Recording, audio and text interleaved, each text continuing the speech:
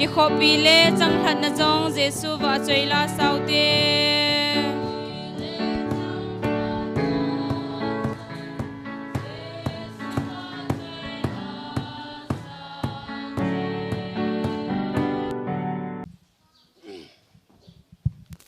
Hello. The program ti ho patnalam anamano tau hitin. Tuni nisim tarik somnali la lagu kumsang ni le som ni lagu ma golhang Seiminlen Bachelor of Divinity BD ain China lop Naleh Vangthumpehna ungkal song hozo se na bon chawin ka jana salam kan bolove pat na an kisim tau hitin kipam ta chu kin thiampu Reverend T Thangkumang Pastor Gambi number 8 Amazong aphat amun ta te ho e ho zo se sang in zong ahung masain in nei pi to mani zong dama hung thun thei hon ji in ki pa thu ka hin sejin amani zalin pathin ka hin thangwai ne he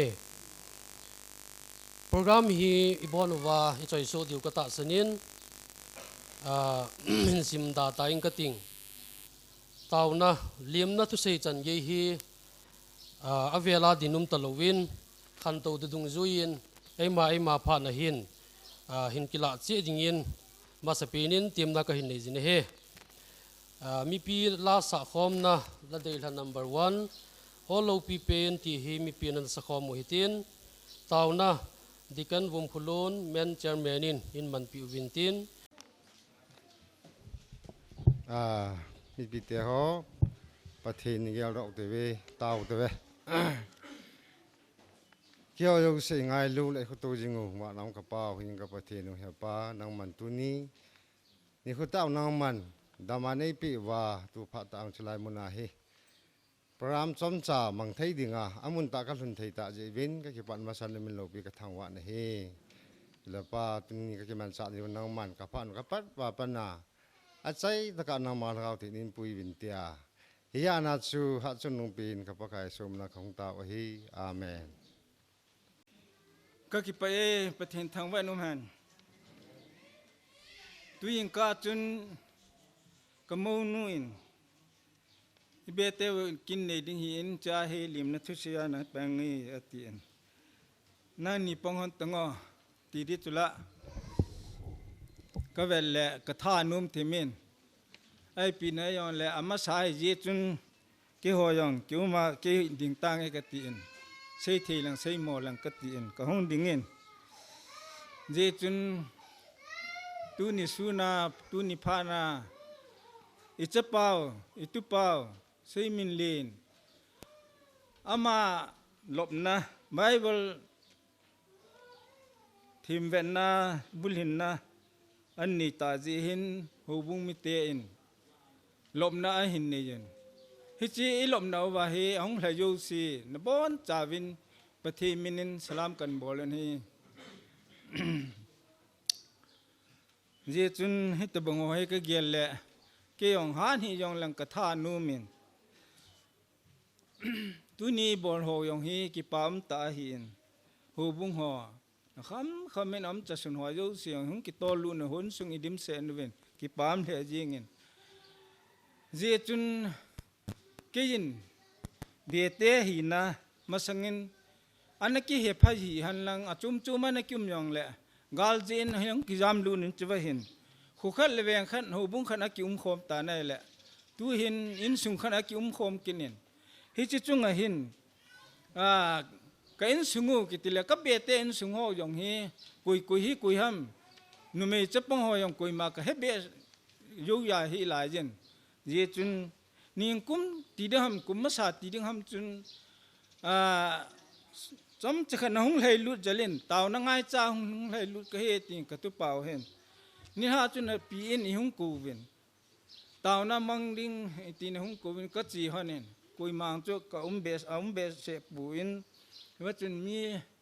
langa be te ni to ke ni ka heula pastor te nu pan a hi le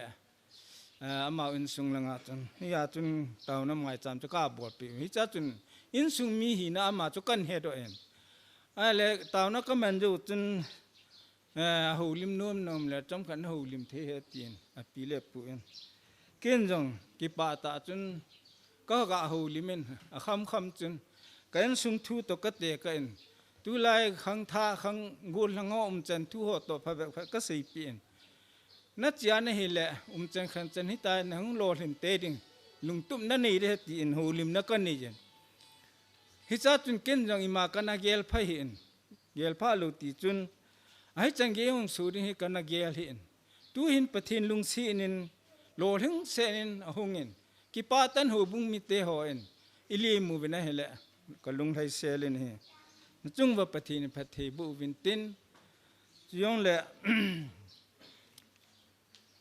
ตุไลมีหินขุจีดานาฮิเวนาเฮละหูบุงมิเตหอยองเฮอีกิโลอีคมนะโหอีเวนาเลลุงมูนอมเลนนะจุงว่ากิปาทูกสิจินตุไลดินมุนฮิเวนาเฮละกวอลเมนานะโตทิลบอลจงฮีตั้มเต่ามาหินเอาวางินกวอลเมนาสางาฮิจิลังอาไบเบิลลังอาหุงลูนาฮิจันันบอดอาอังปัสจงฮิกิยาดิงากะกิเกลกิปากสามามาเองจีจุนคุลังอากำไลวินสมกูเลงาฮิตามสมกูเลกุมตามจุนบาสตอลขันหงเงินอาหูลิมินอาหูลิมนาจุกงไงกะฮิเลน้ำมันจุกิสีดานี่บาสตอลกิตีเฮตัวดิ้งบอลดิ้งกอลเมนาสุมสานดิ้งฮิยามาลอยเลกุเลนตั้มตาสุมกิสานิกินอิมากะกิสานจุหินปะทินนัตโตนาก็ให้ติบุยปีละกันสงก็กิสิมโยปุยตีลังหินนะสิยันอากิสินอาทุสิจูอาหินตุปันจงฮิโชจูนหินเกลูดิงาตัวนับปุยกันไว้ละเห็นอาสางาหอยโยเลพยวปะทินทะเกาทิ้งเจนนะติจูฮาตายกุนวาฮาเดลายเดลดิงก็ตีมินเฮกิสิในนี่ลูดิงตาซานายโตสร้างว่าทะเกานายโตจุยหอดิงาทิลพาให้ตีกันสติมนูมินเฮอีจุนเช้าตาสีหิงกติงเช้าตาสีหลังกินในวันนวันพายสินกิโลเวนนี่ตีคุ้มดิวยงก็ยิงใจจอมจานสีหิงกติงอาปีหงเงินตินตุปาโตหงเงินตินปูนขัดศิลปีนั่นก็ติงเกนี่กินนะเห็นจีเกนี่กินหิเปียนเห็นก็กินหนจุนใจร้องก็ติงคนละคางเงินปูนขัดศิลปีมาสัตเป็นหงก็ติ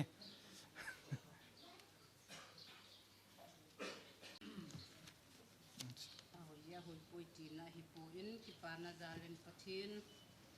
Vangthumpehna na zalin kan silpi he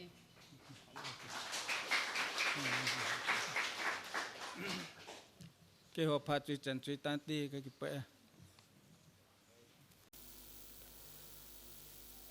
ke patna taw na le lim na thu sei ke tup ta in la pi te niu chunga ke pa thu ka in sei ye tunia hong kalsong ahi dia hobong mi hilo dalpa mapat gol hang Seiminlen ngai luna zala hong kalsong ho api apu dol tampi ong izau diu hi in iki hazo zai povin program ma min sung lowa holim nom chuting le hobong mi holim nom thilpi pinom om kha a hi le iki za to wa inzulam le phat imu thiu he ti to hin i hading win ka hin phung do in phat abanana chalu hitin asar ho in mai cham luido na ding kung khat in ngai tu pi win lang mai cham luido na nu hat nei ting apia kon in hungum in tin ama hong ki chai chai le khang lai tia ko na labung khat in ngai diu hin tin labung hong ki chai chai le tunia kin thiempu pastor pa in akin ahin la pai ding in het sat na le tip na ka hin nei jin he tu in mai cham luido ding in nu hat nei ting api phat ka hin pi e ka ki pain ama sapen penin hitabang phat pha le phat mentam ta e mu sawi pau pathin hi jin pathin kan thang ba ma sanin chule tu ni a tu pau ka tu pa ngai lu na jale ki pa na jala ule naw hi ja na hong kho mo ba hitabanga ama kin program te ho nyung lol hin pi je ven na chung che ba ke pa thu kan sin นโหจาลิยองประเทศกระทังบะกินินตูนินโปรแกรมกิโกงหันลังจะเละจัดทิลกิโกงจงเละมีอัมลบายเละอิมจาลอลเฮงเดลเดหิอินอเดดอินหบุงเตียนจงฮิตบังเกี่ยวอินสุงกินหมอนิลาปีบาจุงโจนาหบุงมีปีนองถนมตาหิจิกินนิลาปีบาตูนามีฮิจาจานองเกี่ยวมบาจะเละจิตเลเบียอปีอปูเตวัวนาวเตจังฮิตมีฮิจานองความเจ็บจังนะจุงเจ็บะเก็บปาทุกันสินหอเจ้าสยาลิยองประเทศกระทังบะกินินจะเละกัมเบปาสลปากินเทียมปปายองลอยนูโตให้ตะบังกินโลปีตะมังเดงอายุลาปีเยบิยังมานิยาลิยองประเทศกระทังบะกินินจะเละอินสุมีเตทัศมเลเกวเจ้าตะเกฮิจังเละฮิตตุนีอากตุปาอินฮิตบังกินหอปัจจนะมีอาดิงินอิมจาฮิลายจังเละอินสุงอาดิงาอามาสเปนะประเทศทูอันจิลนะบีดีหออันใจนะไอเจนจังอามาจงก็เก็บไปเองจะเละมาบ้านอาจงฮีอามาจงซิมเบดิงอาบานเจเบดิงไอเนลายจินซิมลายหินาลายเจหินหอตุนางเกี่ยวข้อมหอบงมีปีเตหอเจ้าเสละอุเลนาวเจ้าเซนจงyo tiếng lệ tàu na amma ding yo nei nei pikit lew chun tin tàu nang kan ngai cha in ma ba na pathian in phathe abo na ding chule ato na ban ba na ong chal thei na ding in mai cha ma ke man hin si ming ting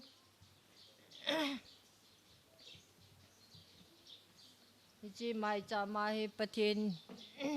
ninจิไม่จำพัดเทบุปีนตินกระตุปาดิ่งลอเห็นนั่นแหละมาบ้านากระสุนนะ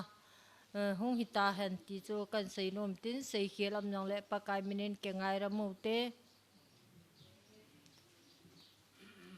ไว้พายมูสับปะทินจูโลปีนาจังหันลังข้างไล่เตจงกิโกงวินลัง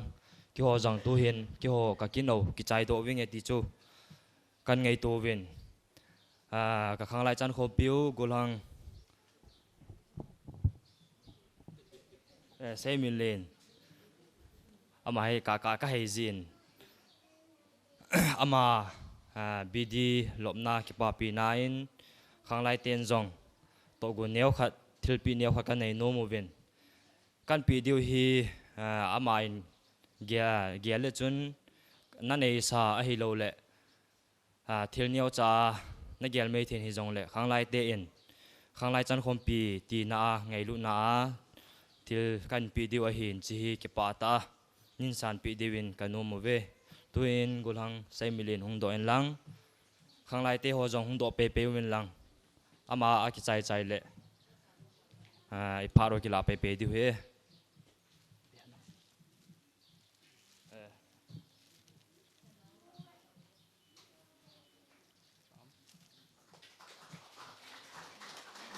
kyo phar chan chu a hi in thilpi naw to he present kan bol du he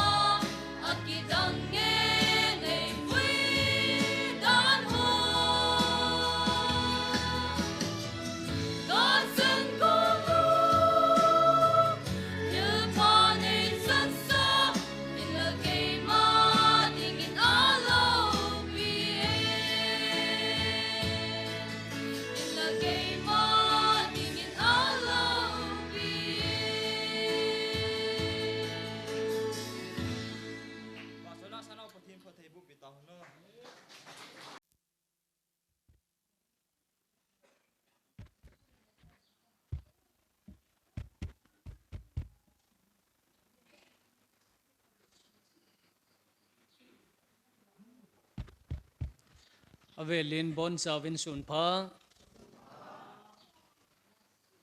pha ei piu chule hetabang kin lo pi ta ei chan sau pa pathin ama sa te in thangwa na pi ke do hi te janin leijang ti leijang kiti sangai kot kom langa chapang ho pas lop na ka gachi in kaloi nu to ka chi honin program hobung neu cha in sung khat in akipa nau mai cham cha te ho tu te ho lol hin jala a bol chung ka gachi honin lol hing te in kong ki mang cha win tu ni hi golang Seiminlen BD ahin chaina lop pinakin chu hung hi ahin tu masang chun abung lam kai te din in het sa honin hin ta bang kin hi tu ni lehin iman thei di hom tin aphabe se de ka ti hin ye chu ke Bible sima ka ki gut chun 2003 a hi in ka ki gut lai hin evangelist simang ko ma ka chin he pa Bible sima ka chiring a hi tai ka ki gut nei ka tha nom tai ka til pathin lo pi hen ta in sunga cha sap cho pia si ham ti keng su ka ti ja hin masangin Bible sim ding pathin tu sei ding pathin na tong ding ki ti mi ki mu yo lo hin ki hol thu le le hin pathin in ka taw na sangin kum som masanga Bible sim ding pathin na tong ding mi hong ki gut thenin tia kana taw jing se tu hin hang tha te honang thano mo bin ani sin a phat sin Bible sim ding nong ki gong jing ta ve ting pathin lok pien ten hallelujah saminen sunga chin chol ha yeng nei ka ngai tu le tu ni isa pau nau pau Seiminlen hi cha sa Divinity a hin khat ve ham ka ki mung tu khaw a hin kanau pa cha te ho te hin lang khat khada dan wen hi win ama hi ki khet kha lo wang sun kam kilongin hegang he pai ti tam hegang ti tam ik ko jengin ani we ham khada ka chia chun Bible simding thu chu ana se yin jani langa kahunga hita bangkin bol ti ta nan se gung su ka ngai to la ma chu hi di ham ti chu kana gen mol tu nong ki khol na hung hi nai dunia BD kiti hi BD BA yang achai ti nai sule BD yang an simen dunia hi jen cheya malai pui pa te ho chun gamlen anabol ji wihin sa na kap ji wihin sali na kap ting la salu al hut ji win julai khang bang chwe da dunia hi gamlen chut hi te yang le salu lut ni khat hi di chau he chen til ki khel dung ju ya hi masang lai gamlen hin tu lai chu pen na hi ro la pathin na to da ya chum le khasim ma hi ta ya chu salu lut ni khat chu e ti si do no mo be aman hi ta banga kidang ta a ilai ho bunga yang hi kong kai si yong ka mu kha pon lang khara dunia ikiman cha thiu hi ki pam ta hin nidang phat dang yang phatata panala a ho bung khan tu sa ding ti hi cha pau golang Seiminlen chunga jang tiam na ka hin nei ye chu athum kai ta bangai 17 til khong na lama dinga hin Bible kalanin siming kating Genesis bung som thum lak ku chang ni chang thum pakai jin Joseph chu aum pi jingin hi chu na man jong mi lol hing ta ahung hin chula apu izi mi pa in sunga chun a cheng in a hi chun pakai jin ama aum pi jinga chul aman ato jo si chu pakai jin ama khura konin akhan to sa e ti chu apu pan amu do tan a hi chule Proverb bung som ni lakhat chang som thum lakhat gal kisat ni kwa man sa dia sakol gon sa ki koi ahin la gal zona thei chu pakaya kun bo ahije chule Philippi bungli chang som la thum e hat sa pa wanga chu iza kai bol thei kahi pathini na thu theng isim do ho athan pathibu pitau han tuni he lol hin na mai cham ti tau tin lol hin na kiti hi langkhada se dinga alol hin kiti hi akichai na hi poin lol hin kiti hi jing abana jing the hechun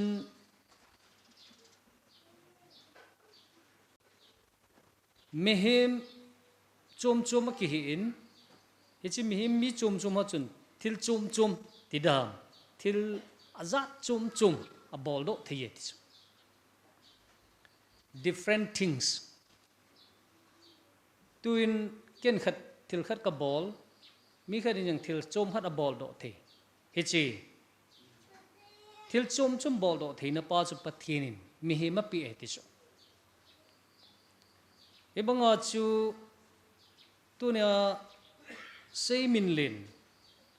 bidian chai hi akipatna Bible sim apatna ahina laijin mabana yong MTH yang an chai na lai the hin chale doctorate chan ge ya chom tampi an bowling atami nei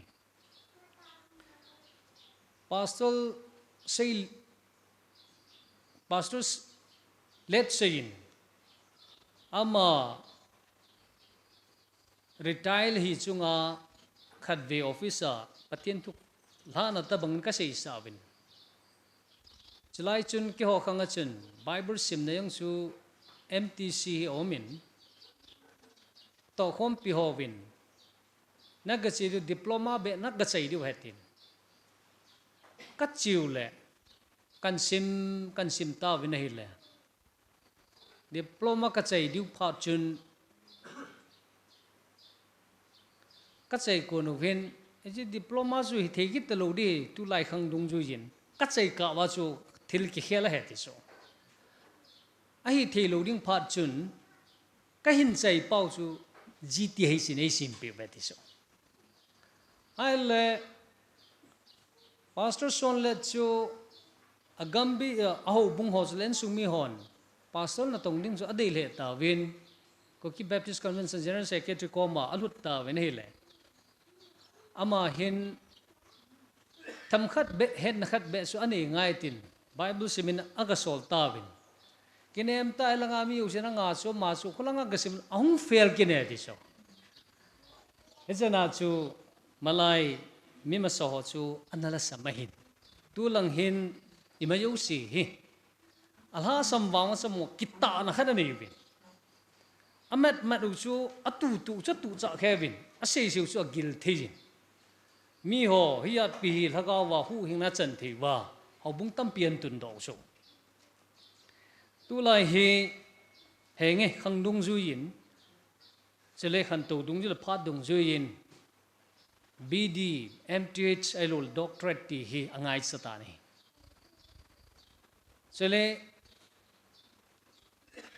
Bible simle le yang chu aphain adi the secular knowledge ne yang hi thil phata hi gi de eji chi kiloi khom pi di kai khom pi di ho bu mi ho ya tam yo hi secular mi amaho lungel le amaho chan jo si het pi na ringa cha secular study hi ngai ki chu theology le pathen thu le imom mo jing la chim ki ru chu iti kai the ma mo hu bu yang kai the le che secular lampi chu het pi ngai ki de esen tu ni hin in sa pau hin BABD en chaina to kilona apat na hin Philippi langa chun ei hat sa pa zala hi thil na sa ta ka bolet lol hin ki ti hi ipiu mam ti le hin lol hin na hi khat na hin internal force ani na external force he ji ten in suki gop tiang alen lol in na hi om do the ti so internal ati tiang la isung langa ko na ilung gel put dan ilung put dan ichon dan ihin dan ikisa dan ho jo si internal force jo ton external force ki ti ki dal hin sumla paya nei langa a economy elo na nanu na pa na una naw hobung mi za chom choma hung ho hi cho yo sisun ha sim ki simo ha bol lo ha tong tong o sumjang aning sa he kurul ngai cha kapiri na he ti yong le internal nang ma asunga su naki pat lo wa le chun external chun aning zat izar jong chun lol hing lo he at asung langa e ma yo so ha pana ha bol ki bol tiang le chun hi chu lol hin na chu umei ibang chun hagaw lama yong hi pakai e bible chun e hat sa pa jala hi thil na sa ta ka bol he ti so he ji pakai su krista elo pathin ti na hin e hat sa pa chu mi abang khat amana kisungin achi na thip na kisungin abol the na kisungin abidi mth lo la doctorate kisungin nampia deng phachom be set lo hobung sunga deng phachom be set lo hagaw mihem mando theyang pangchom lo tu ta su nominal umjing tampi mihem nya umda hi pone ama wang e ha sa pa pathin chu imet tu a ama ko na im tiang ala chin sol cha pol ho banga hobung tam ta tung do the hagaw tam ta man do the mihem tam pi ta khang to sa the mihem ge the e chun tu ni hin sa pa Seiminlen jaw e ha sa pa ki ti hi ko ham hi chi thu sima chu na chi hin hi chi thu sei dinga chu panala hin hi chi chen ninga chu dik na hi je chun ayo wen na pu na seyen ka kisi e ti na yang chu abia beji chu bible si me wa ngai mehemen ikipi namun munahi ichi namun mon commitment ki pi lut na hi di ta inei lo wale hin ka kisi e ti he be ya be he chi commitment hi lo min jong a lo ho hi na chu commitment a pi a akipi lu na lo ka hi atia phat ta lo ho te ding ai bible sim pathin na tong ding ka hi ta ki go ho pa ki go yang sun pathin na ka to ding ta aki go na la sun thina man na man lang gala tol man lang ha sa na boina tam pim jong le hi chi chu commitment chul halwa chi che chun lo ling te ding ai ya ju commitment hi to pi lekha thim bible thim tam pi omin commitment zau be set lowa hung yang da lo he abang kha chu anu pa in galetula thing nu mial heilu lo na ringa akipel do thein ringa abang kha chu julasa nisa lo ba hichi hol be chu anga thein ringa ta an solut ja tho he abang kha chu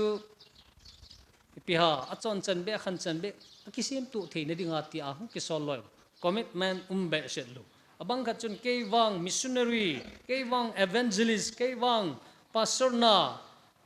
kato te ding a hi ti a kipilut na commitment hin ho chu achu chu na ke he chu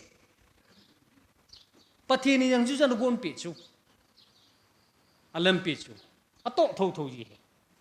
se deep cha lo ring ki cha lo ring na commitment chu patata na mana na pi ala chun na lun na ring na ke ni ring chu tho ring pathin na gon ding a hi ti chu ka se no he chen mihem chom ki hin thil chom aki bol do thei tu ni hin pathina dinga thil kidang ta thil chom phata chom hin bol do ding nang tema kan ni kin ni proverb langa chuni simu win gal sap nading sakol kang talay han ng sakol ang gon sa hitay disu tilay malay chun galsat kiti hi sakol chule akang talay tamni gammi lengte ho chun gala jo hichu Yesu hicho chun galman sa yo tulai AK LMG kiti omlo lai hin thal pi chang kiti hoi lo la chamja ma ki wat tu khang chu hin sia chu sakol lab mat sa wa sakol kang talai al hi wa hi le chun mitam pi tha thi wa zo thi su hicho yu si chu kun sa hi tai ati su hicho yu si chu kang talai le sakol ke songin mi tampim na tu na galzon hi pakai bo wi pathian thangwan hen pakaya ko na galzon na hi tis hichi hi evena le hin experience ani sa chu experience pakaya ko na gal mancha hian lang sakol han nang kang talang tamta ni yong la gala ki jo pui pakai bo ko nin gal ki jo ti atu kha sa thil kizi lu ni chu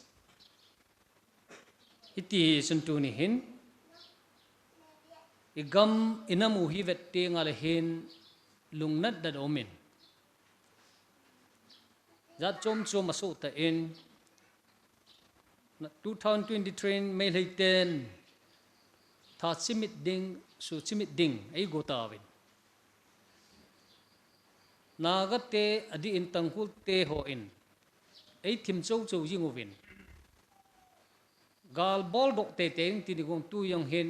nasata in mi yaram khat somli som nga hin khu ichan ta bine pastor li like ta ho yong aki phu lu ta ni so hi ngai to le hin pona no min world cup hin phatata world cup ki vedam katel kalung thema helang galatul ho isu bo jing hone pona no min na chum chum ne cha buina om jingin hi cho hin na sat in ei tong khal he jingin hi yong le leisit kiti hi buina mun hin abui ding mong ai koi hi le hi chi buina mun a boidan mi chu abui pe ne hi chi buina mun a ko na chu ki chok do ding iti ilap pha the dam ti chu lungel ngai ji a chu Egypt gama boita om lai ta wa chu pathianin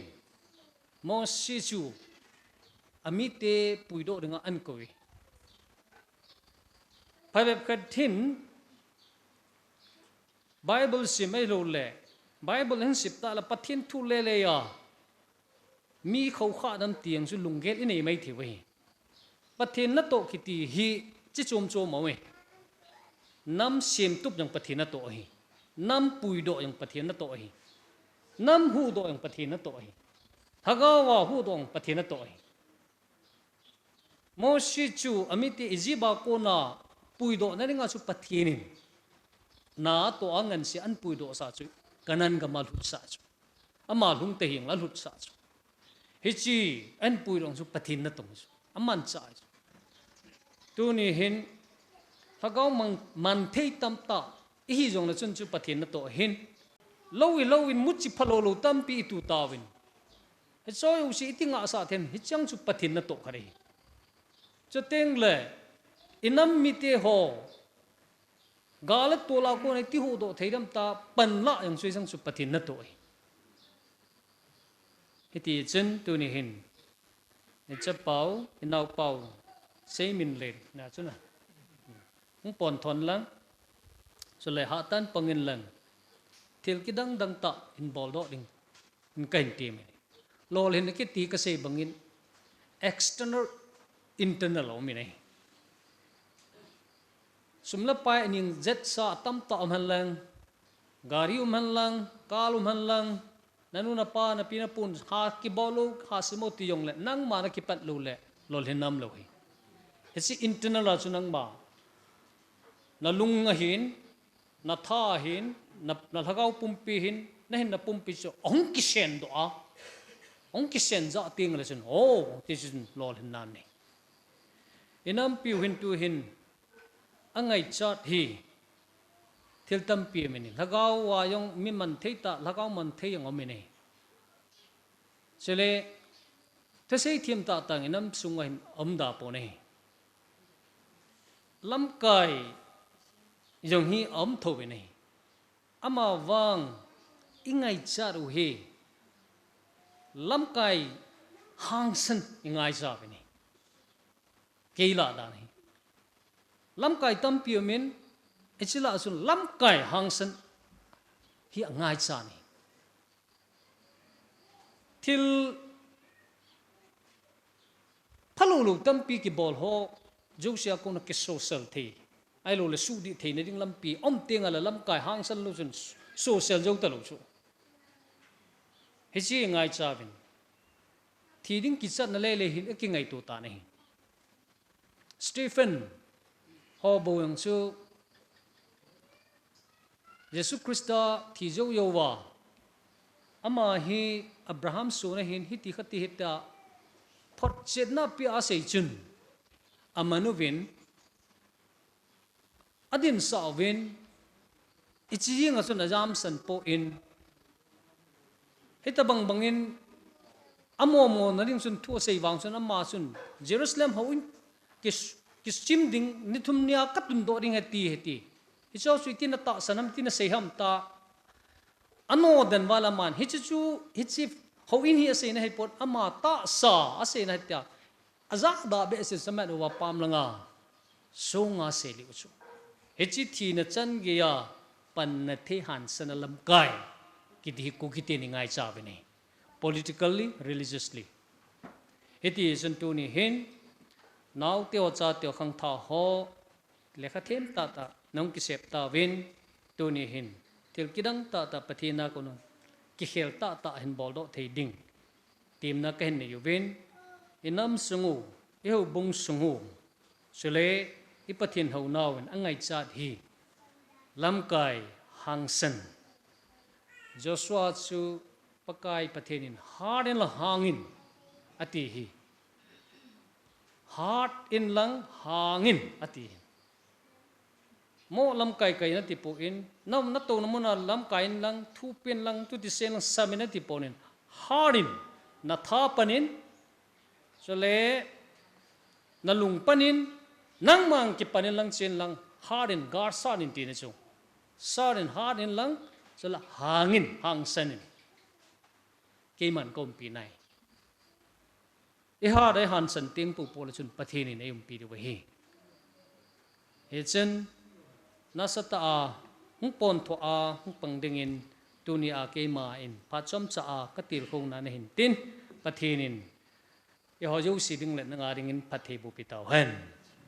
du hin no ho jo sin ne lung thimu wa tauna hingel do win lang ke ma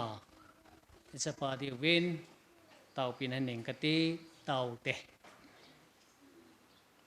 pakai jin achicha pa Seiminlen anu oi sunga akizilana gun pi dung zujin nan pen se in hoen mu thein achi the nong wa thin angol hangin tunin nalengam na to ding le na hin na tong ding in hong kipido thein nale khabu thing jin le injong agachi in calls kat en chai thein tunia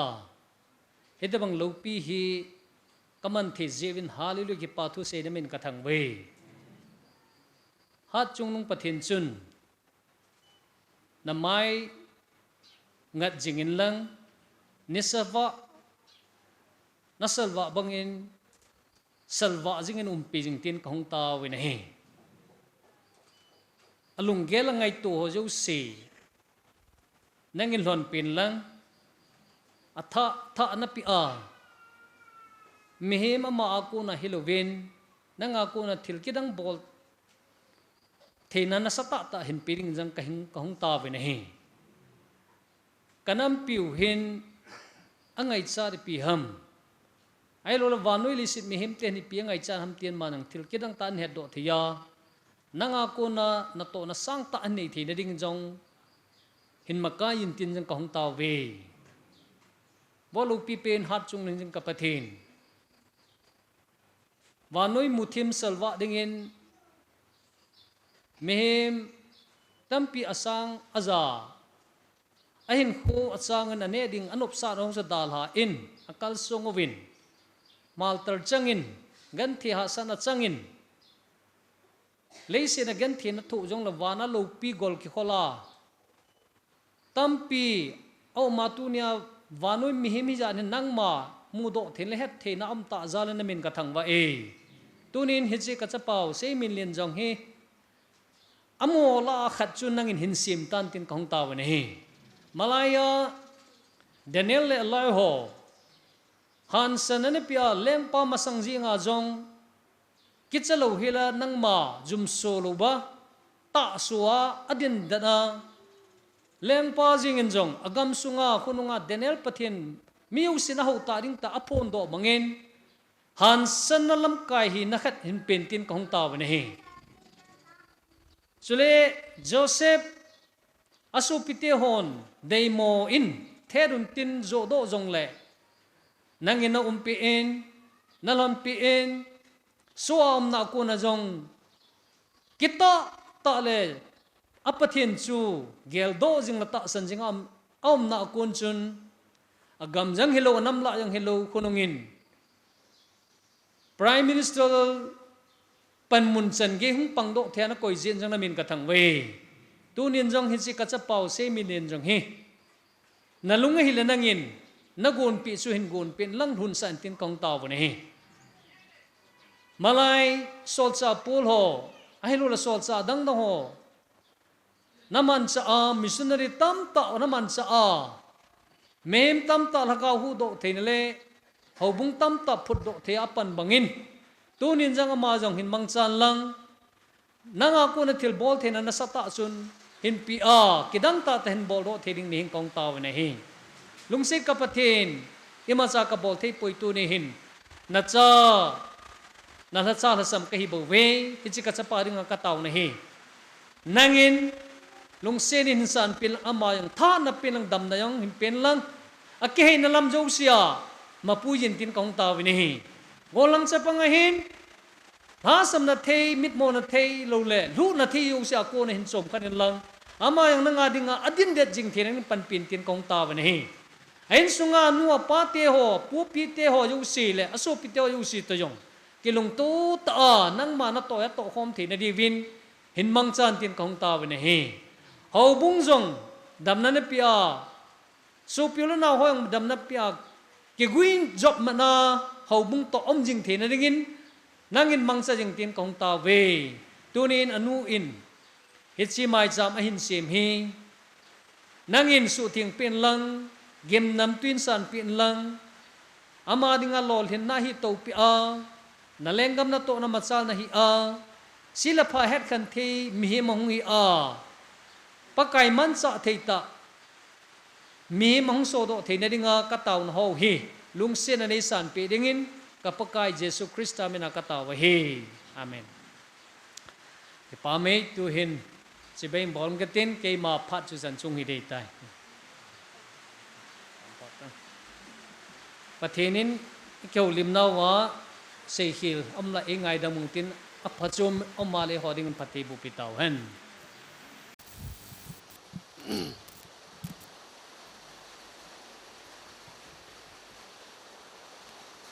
no hat nei ting apia kon le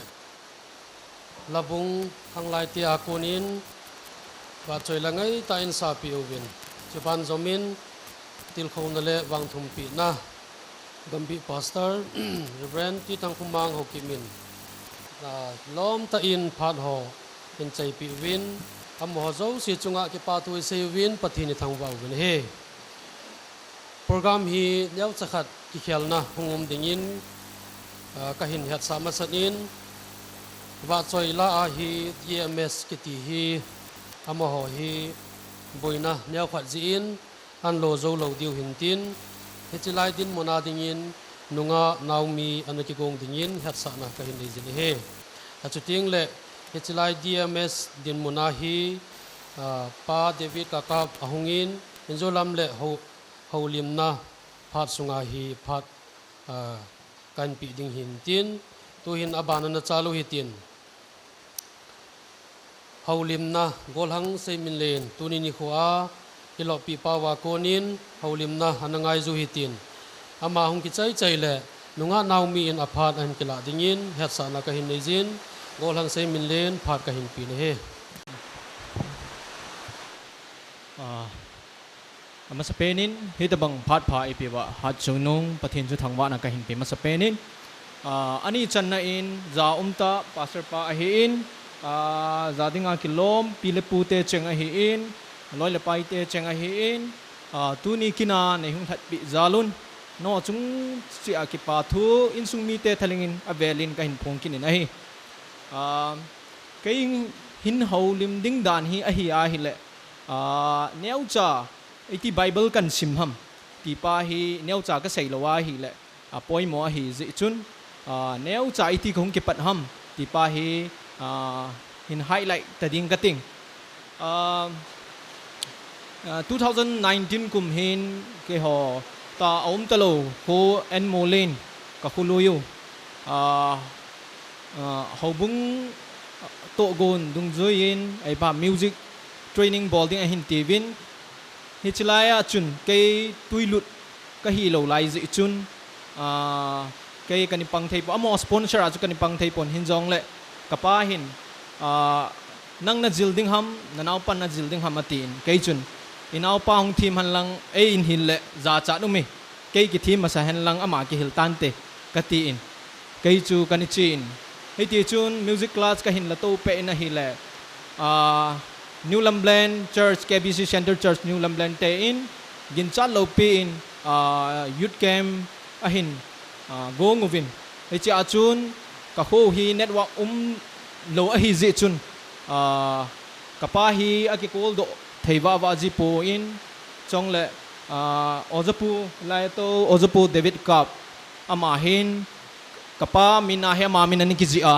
cha chu ama mina kan lu na kem chu kan zaw win a hi le cha chun ko na ka chan in tin ti chun Bible sim ding in ko hung ki gel ha in hap ta khat je na hin fon jong ka choi pu na hi le kanu le ka pa jong hi alung gimin class 12 la ya ting nom para football pe a kan pot do ani lung gim han chu chita bang chat chu hi ding ham ti in ama ne on chu in far chu a hin dal lut hon in a hi le he chini chat chun kem ani ki chain kem a ka gazawe tin ka sei na hi le nga ai cho pi honin iti chun ai holim pian kyang kalunggel ka seizin Bible simding ti hi ilunggel a jong ni pangkhalo chong le insung gen theita a hong seilin a ki hi zai chun hi ti ho bol sa nga hi government service hol thei zo hola ai lo le imumu chu to ding tia hi ani ki gel ka hi in hin la kai malunggel bang a chu chon hileng tuna hilai muna hi ding lo ding ka hi in iti chun kanu le ka pa ko ma kalunggel ka sei na hile chilai ta pastor ni tu chu gambi pastor pa hi Reverend Tunlal Haokip ama a hi in ama in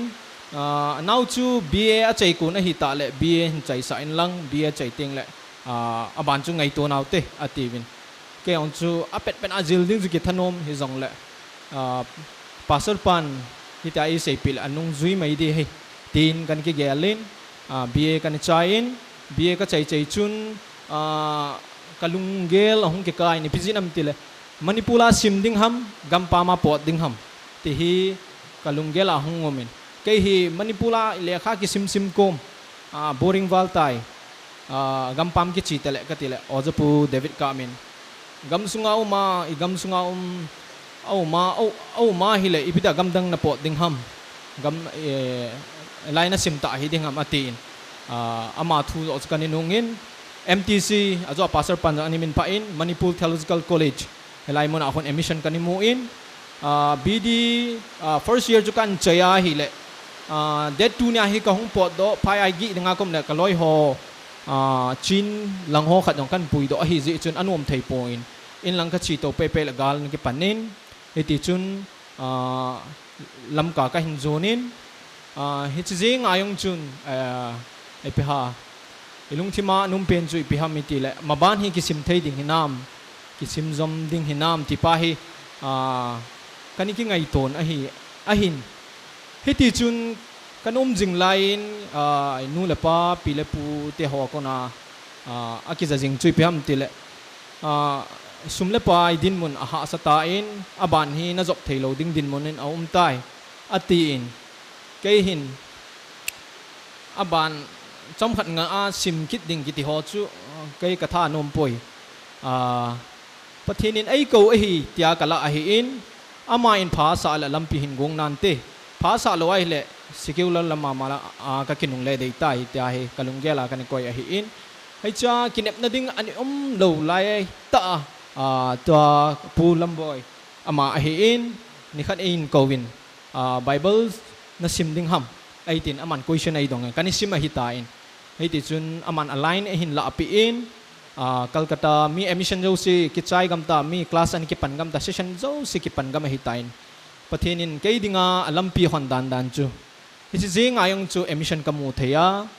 hei cha chu ka chi na ding mun ho jong hi flight ticket apet pen aka ade hi ji chun sum le pai din mun jong ha sa thimin hei ti chun mun choma ko nin sponsor ti de ha flight ticket sponsor kamu in hei tin kan kal sungin iti jun bidi kan simpan tan ahile kan sim sunga exam ding kun lehin tuition fee ki sei ji ahi in iti chun kei ding hi phat le principal pa ka ki mu pizia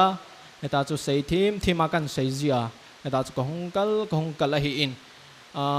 tu ni hin lungthing tan ki sei le nom ta bidi sim dinga su nei ngai to mai theu ahi in hilo hi ama wang no ho tao na ji le in sung mi ten pathin abut ji a pile pute kai dinga atau seng si ho zala bi di ka hin zo a hin chi ka sei lonum na pen chi pi ham iti le chi lai ta yang chu in ko tia ko na cheng khat cha yang ka mu lo he tu chan gya na ka tuition fee dinga cheng khat cha pang lo he ka in ko te he am ho ki gel sit na dinga ka sei hi lo win ka hung pan la dan chu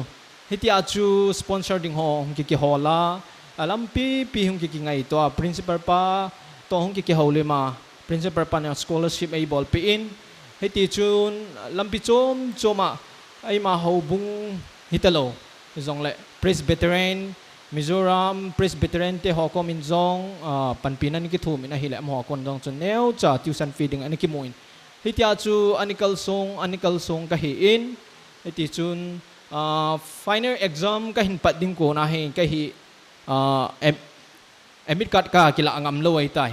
Saturday na hi kila ding a hi in Tuesday na exam ka nei hi kala angam ta lo hi hei ti chun ka mina hi le Monday ni hung hita tu ni hi atitil titante ei no do zong le lungdam sela i bek ki po ahung ki le de mai ti in ka ki gel han chizan chun taw thei nan chun ka tawin hiti chun principal pa ka ki mo pin a hi le kaloi nu mai khat Chhattisgarh mi khat ama zong omin ama yang tuition fee ki pi zo lo principal pan application na ji ding hi chi sunga hin a pi zo lo a hi le namak sin nas hinam mung lo di he ti ai zo kin jong principal pa a sir kin chong application kan ji ngayam tin ka dong na hi le na nga ngai poi in sung mi te ko nan sang som ni na ne ai le sang som gen hi college in ki pudo in tin hi ti chun ati in kin jong hinge sar ka ti na le ni khat hi in kol kin in ka pi lo pha na hin ipiti ta ma ti in sir na sei pen hi kan mu thei ding hi nai ai wanga batna kan la ngai e tin ka sei na hi le bat hi di le sei da tan ai ti in ai ti chun exam ho kan ki pi in ka tuition fee hi kum khana la khat le sang som thum thing de hi in ai ti chun ti ka hin bol hitam ana chang se chun pathin lung se na zalin ka hin chai thein ka hin chei lo na thei pi pen hi athu pi pen hi pi ham itia hi le tunin ka sei do nom chu 1 week sunga hi nithum ka hepoi ni ka hepoi hostel chunglama he ka kal do zia zanbaro pungkhat ting le hin gu thima tawna ka ke man je hin ka tawna man jong chu thildang hilo a hi chi na ding thip na ding jong ka thum po in mila ka zum lo mai ai lo le bi di kol si ka chei thei na ding mai in alampi nei ngai to pi in ti hin kan ni taw zin a hi he ti chun hostel chunglama he ti chun tawna phat ong kan ei kom la he ti chun tawna kan mang zin tu hin ka hin chei nu hin kanung ge lai le hi chi ho ji a jong hi pathinin alampi eni sim jang pi a tu ni na ho masanga hi tabang testimony ti ho seido theidinga pathinin phat phai pi te ho hi kai dingin alo pi in sumle paya ai lo le ai ma tha hat na a zoding bidi zoding hilawang ke ho in sung mi ten ka zo zo lo diu hi iza ka hi pathin hat na zal le pathin song puma ni ki kal song tuni hasal he zong le mi bangin aching athim zong ka hi sampu in izong le bidi ka hin chei na thei na pen hi pathinin itaw na teo gu thima itaw na teo kai ka hi in haubung mi te na hi win nu le pa te na hi win pi le pu te cheng na hi win no ho taw na zia tunia hi na masanga ding theya song le avel vela ke pa thu sei theya kom no hi pathin zal a hi in chong le pathin na to ding iti tinga hi le ikama iseya hi le anoma no ma hi kama se le chin lang college galhung phat phat la chun alam pp na ta iti le ikama isei thol anoma no ma hi sam som nga langa bung som ni lani na chen na pogi chupakai chunga saplan aman na khan khuding gyal pi nante tia isim tha a hi le anoma nom he na ipogi zo si chupakai chunga sepha ding aman i khan khu agyal ding itil anoma nom practical ta into tinga hi le thilbei wang hello he cha chu pastor pan asai i nama in commitment angai ti chu chu he hi chi ho ji a jong chu pathinin hi chi ni khwa ka ki than ai lo le hi chi ni khwa ai ko hi chi ji ta hi ai lo le hi chi commitment ani ki simpa ji a jong chu i chan ham khana i tha dai na ding muna jong akal ki sebe a hi in pathin lung sin in kabidi sim sungin jong avelin ga sai kit leng ta sadam mo na hi neu cha cha num jong le hospital mon te ho kan lung po in hin la na ke hi kal na ho jong ka nei ji in hanat ti ho jong hi ke adinga hi APT ti de ha breakfast tabang ti diu ti ding hitan tin hita hi neu cha cha gan thein neu cha cha ni ke to a hi in zan khat wang chu building chunga pan aju ki chop hla jing di tam ta ju ka ki gel alona ji lo chi ho jing a jong chu pathin ko mani ki tawa ka hei mil thei lo khat he zan khat ta sadam ma kai mo na hi in hetia he kai mo jing lai hin ai sa ding lo ai ho manipur theological college sa ni ke kai lai a chu no ma hi in khan khu jong do ma hi in Kolkata la dunga in sim tingai i roommate pa chu mi pha hi a hi le tham khat ki all zemin achu ti lo a hi le na changa na ki sa jing ding a hi in hi ti chun jan khat hi na satan ka damon na hi le kalunga chu pham ti le idam mo tinga hi le pathin ko ma dam na ding tia ki phin a hi in tu chung wang ki pa thu sei ding a hi tin lal sa chun ka bo khu min kalup na chunga ka tawin ki pa thu zo ka sein hi ti chun hi chi jong chun tu ni chan ge i chan ham khana kal se be na ai nei a hi tiang hi achom lam ta ka sei do nom hi han lang tu ni hi apat na pana a chei chan ge sei ding hileng sunil huma ka lo ding a hi in hin la phan hi hom thom the in chom cha hi chan chun hingang ka ting pathinin phathe ai bo ta han ki pa me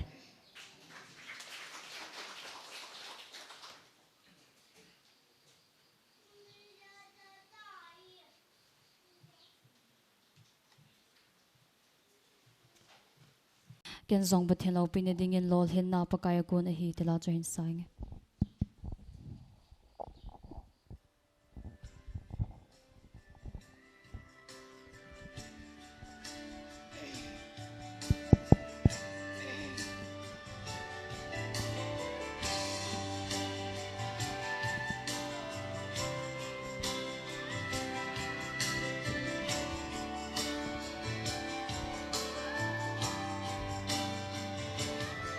lol hin na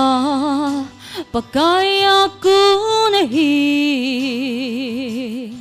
patsan na zong ama kun jing bo hết na chỉ na lol hin na ai biểu hát chung nung Jehovah giải rì lâu bị na chẳng hen in sung mi te na lol hin na ka kipa piu ve ku sung mi te le na gu le na pai cheng hon zong tu ni hit si ki pa ni kha inui khomu hi apat na zo hi hen in sung adi apat na zo hi hen ku sung ading in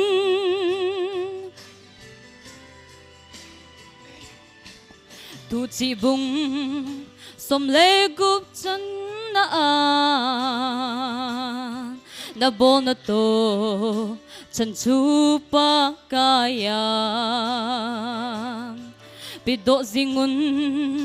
chuti le na thilgun a bon cha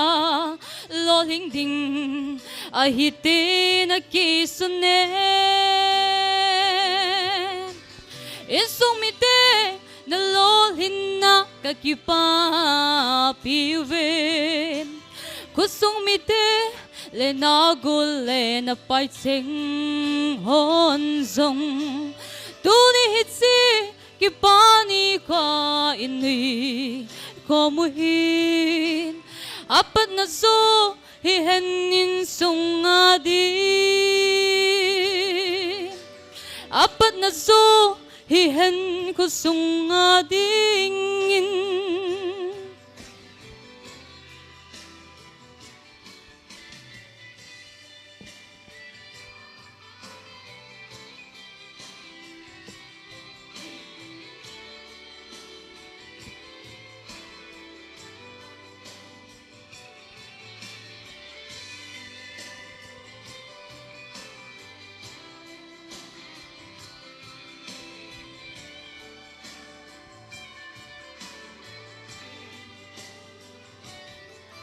lol hin na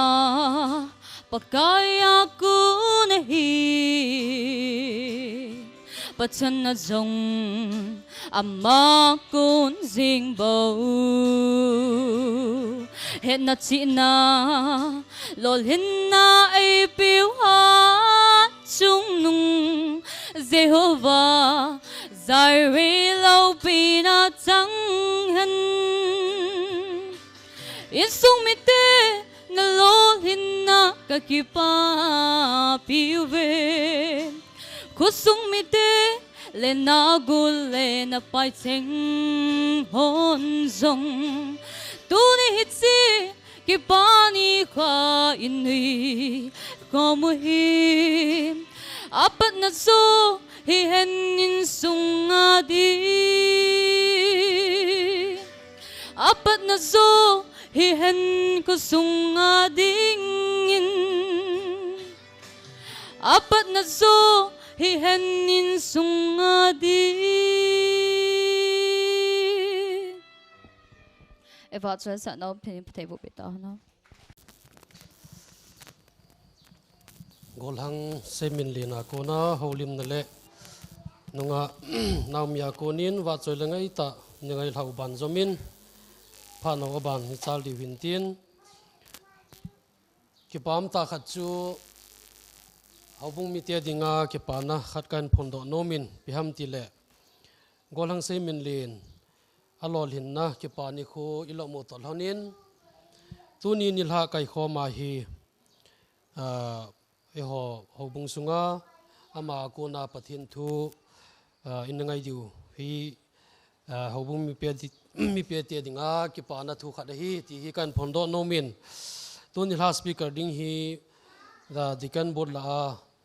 Sunday school superintendent pa paumin lon golhang Seiminlen dinga apaneu in ama phat hi ahin pi hi in haubung mi pi te ho thanom ta in golhang Seiminlen ko na pathin thu ngai ding in ki go ngote ti to hin ki hat sau hin tin abana na chalo hitin haulim na hi program machun veleu hen thumum dinga hi in thumla a hi A B C C na pa hi hung nu kha pinin tin li hung hi ding hi akhat na a Reverend Dr. Zelamboy founder Bethesda khan hung hin tin ani na a pute phat sunga hi ehote hi pute hi anu lang apa lang ti hi umzia hi in ani nia oma hi zangle he chi phat sunga hi an la dingin he sana ka hin neizin abanin oipu David Kakap founder DMS sinaman an kila di hintin chuting le ali na kin nei te phat hung hiding hi ti hi he sana ka hin neizin mi khanin ni khat chun ama thu sim asein ama se na chun silonga kan ko ten nei lo sa sa in school ke sa wen ka zo chun hitabanga hi pas lop na pathin ko ma ke pathu se na bolu ti atin ke chun sumine lo to sumtam pi se na tabang bol sang chun aban zo kasim no men ka ti in ke pathu se na bol lo chun aban simin ka chi in a hi le EPT ham ka lo thing thei poi atien amana se na khana chu PCM ta hele hitabanga sum it na ji a hitabang ki pathu se na program boga bola cha ko na mi hon ei tau pi ding chu hi chu kana bol lo ji a chu kalung thima hi hat na talowa kalung niaw dan a hi ti ka sei khan na ka ger gera le di le entin ka gerlin tu ni yong hi nei lo sa sa ai tabang bolding hi by loading a hi in hi jong le hitabanga ki pathu se na taw khom na ki taw pi na program na bolo hi aphat chom na ding a hi ti chu ka se nom a hi in mi pi hi za nen ki pa pi a len taw pi a hi la na ma kho wang ding a hi ti chu kan sei do nomen hi chi ji chun hitabanga ha sa sa program nan gon je win hobung lam kai ho hin in nei te chunga ki pathu kan sejin in nei te hin ipi sei dinga ei de ham tiong ke hede pon ipga lang mona hi phat ipi hom ke hede pon hi jong le changhat chang ni seng ka ting bible sim hi i he diwa ka ga sei nom chu thil ho hi thizo se hi ready me na uma ki akisei chai sa ki gel chai sa uma bible ga sima hela chu iga sima yo si in he na hela khun i het ho chu in langa hi ise ya hi le hi ta chu ki chai dana in gel jiu hi a hi pon bible sim hi amomonga pathen thu boi pi hi ineolaya a cha ki mana alu khu alhanoya ki koya a cha o imu jet langa na chile sangai na loding ve langa na chile sialen na loding tia hi veni ve thum hi ta a cha i hlima hi le sun lai ta hi a cha imu thei cho na bible sim dong hi ta bong thim khat chi cho pathin thu jong hi he thim lowa i se sia hi le sun lai ta hi mi ki mul sa thei sung jong khu sana hi ta mi ki ta san sa thei gau thu yong ki sei thei ja chom yong ki sei thei a hi ji a hi pathin thu ga jil hi adana danger a hian adi da I ho azil tam lo na milasam mi wai cha I ho dinga hi pathin thu ga boi pi hi chapang chamcha ki chip sa tabang thima hi na a danger dan chu ki pa jong tho a hi wanga chu igel khila hi le adana danger hin I ho sunga hin mi hi agitam pon amina chun amina hi doctor to reverend to kidims tho hi ho sunga na ai wanga hi padata a pathin thu sima kho ta ga khul thu a hi ki lo ai thiang ta sei denga so hi ji hin tula I buin ho jong hi ivana hi le tam pi hi pathin thu a ki kam dingin aumin hi cho sim ding hi tu a lam kai la hin po ven de bang po ven ke si silang pon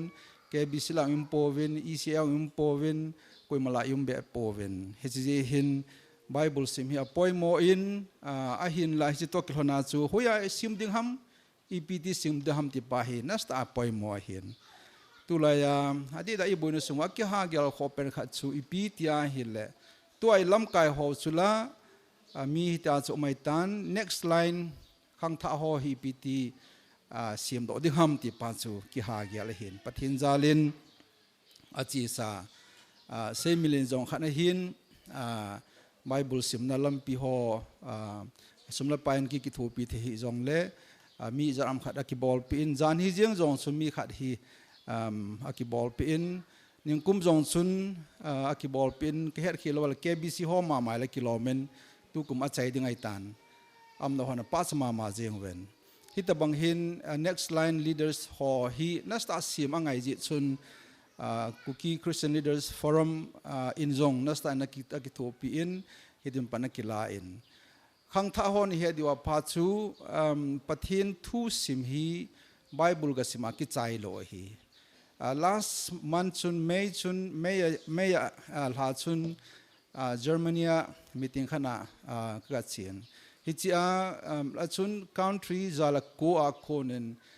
holam kai ho hung khomoven pathin thu EPT seiding ham iti boarding ham ti ki sei khom a hin tua akiha sei pen khat chu leise pumpia mi lunggel dan mi thil bol dan vesan in Donald Trump le American ho pathin he dan ho ta le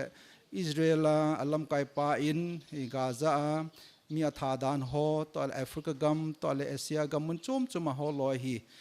to le leise chunga thil dan ho a seven chol a chu pathin tu iti he na pathin tu iti seidam ti hi a seven helala chun vesan United Nation representative ho jong omen to la chum ho omen hichile vela chu e ho chu kium khanai lo ti ding a hejeng en na akutia hele chun i chen ge ya chu e ho mo pun umam ti chu selowa e he di wa tan na ji a chu khang tha ho hin nule pa ho hi wen Bible sim ding chu i cha tel ami mo pen achia hi jong to Seiminlen sei banga chu sumne lo jin ka taw ti ho ding bo si at igial lo hi gial khelo hi ding a hin ya chu tha gel ngai jin hapan ngai jin Seiminlen jo hu hapan in tin ya hu hapan pe pen tin thili abai sampon e man ki hol thu ding a hin ha hu ha che ding hin ya chu nong hapan pe ding tiong chu ka sei nom hi han lang ka ke pa in pha nei pe je hin chai tangi ki pa e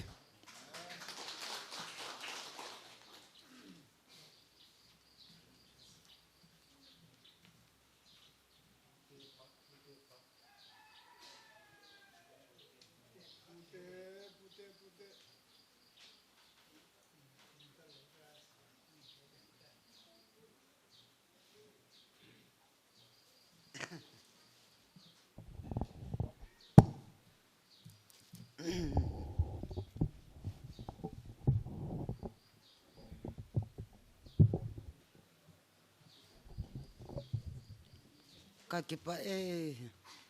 heta bang phate ho gale tulumentin hole bang ini lo kale mel ka hal mam jang le akipet na hi ipa hong kipenda matile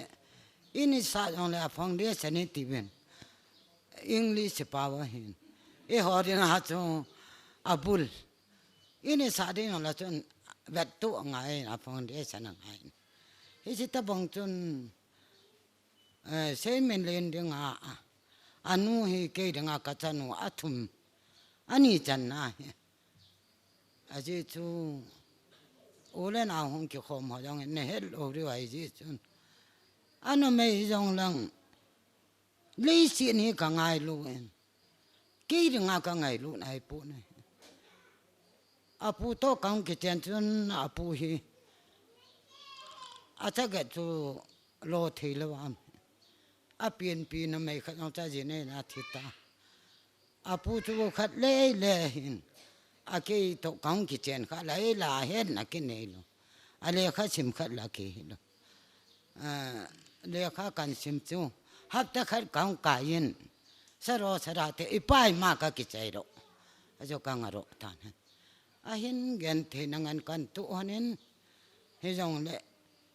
ngay lúc này hin rồi lại là này bôi thì à đi đến cái mà chung hình cả hiền cái dòng xiên gì này cả hiền cái xiên gì này chú à pu hi gol hay này ta à hen khi ai tan cái bên nhau họ tàu gol khăn Japan gal cái hết tại à mà ta chân hung cái chiên cái tí dòng hi mi chỉ cô bắt hin gom hi phun te cái apu jong cho apu te chan hana khawa hen lo yang la tum ten ai cho chan om ma ke pi chu tu tu cha pong chu he ji a he ngai lut ki te pa hi thil yo chi gu chu ngai lut tom pen ki ti hen ga la ju he ji chun nom na yong ki the khapun ngam sung thona ke bo gun ke ai le tang khun ga nang ke mong ki tan aji tu ngã rồi đến cái rồi đến tu canom kít tay aji tu can khol tu api ke hin gal hi pa hong ki pen ham tang khun tiền hi ti a phule la wa ti sem bo la ve la bo ngam dei chat na gal ke pen ne dau chi kan mel chi le ngam ki chung a ko ta le mi la sungang liang lu ta chiang thei lo lý sự gì ấy chú, à tôi tài lệ, dù rõ đi ta mới tiếng là, lý sự xem thế em bôi, mi hi pung chia chia, America, cho lệ, London, cái gì, hồi lòng hồ cùng, mi ở chỉ nan mà nó phá ta chú, gam cái nào xem ra cái tol ta mau hình xong thì, cái giá lỗ giá, gam hết cái tôi coi gì. aji cha về lên canon ball kiện hơn nên là phụ to pizza chu cả thứ ngày luôn ha coi mà cha sum này à kiếm phụ anh ấy các ngày luôn cha sum pa cả hồ à thôi cả phụ ball rồi anh lấy thôi ball rồi lâu anh lấy mi chu ngày là sẽ lâu được mi so phụ te cả thì à phụ ta chẳng cả vả vả pizza vả cái hình Amazon hita ta katu kaca hita ta tun so na kapi kapu na gamle si na chua aga kanya ta in tian an kisim na riu in la itu cha la ba jo put le si la put kati hien kong ki pen ki no na le ta ben chamai no lo thalai nom bi lo ka pong pong en ka tu te ka bet na ka khumi te ngai lu cho tam ta hong ki khom do in som nga kan men ong e wa cha ta win he chelai ta chun yen the na nga na ke tu atang khun na ga hone ko le em hone ko le sum thu gam sung thu he je chun men ge le e che ho sai sum ho wen te ho sa ki ti lu chang sen nai bu na atun na yong ko cha ga rai te phat nai pha na ko la ke pa lo na he ta bang he a ji chu ngày lúc nào cho cái bông thua, hết cho lại ta chun cùng thum cùng riang chỉ tan, in nom ta ta yang kan kisah ta win ke mahan ampun, chỉ na yang kan này pun, apun lại đã là kita, he yang le Seiminlen he, Bible sim dian ake bung, ti hi kaja tan he je chun ke yang chapa khat le kan ne mai li ali la chun alalam he mata hung jene gale tul om ji chun cham phaya ka ki su to amani sukul ka chapang meng the tu cha hung ki chiang hung ki ya mang do han ke yong ka gel chukati ai chi chapang khu mi ati rong cha ne na la ya khu chi la alut pi khu na I ti ri tam ti kha ne ka ne ava ka ka ma ki sur ami ki re ya ki ya mang chu cái thì ama ngày lúc ra rất đẹp bẩn gì với khách không giảm thu tuân tuân làm mình lại bắt thiên ra lên posel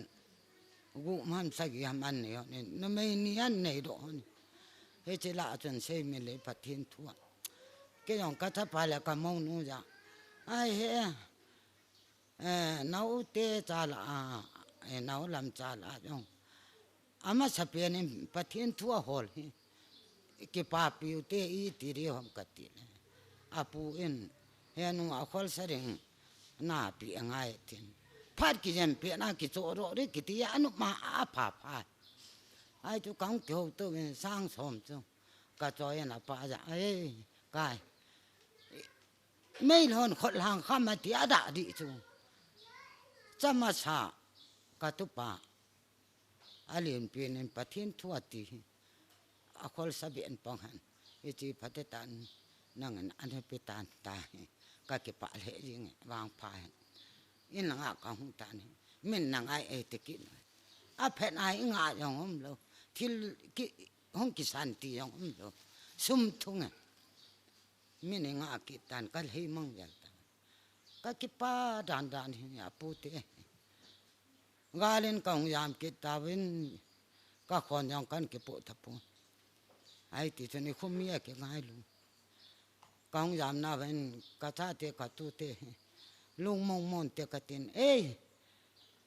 อะไรสิปุเตท้องมัง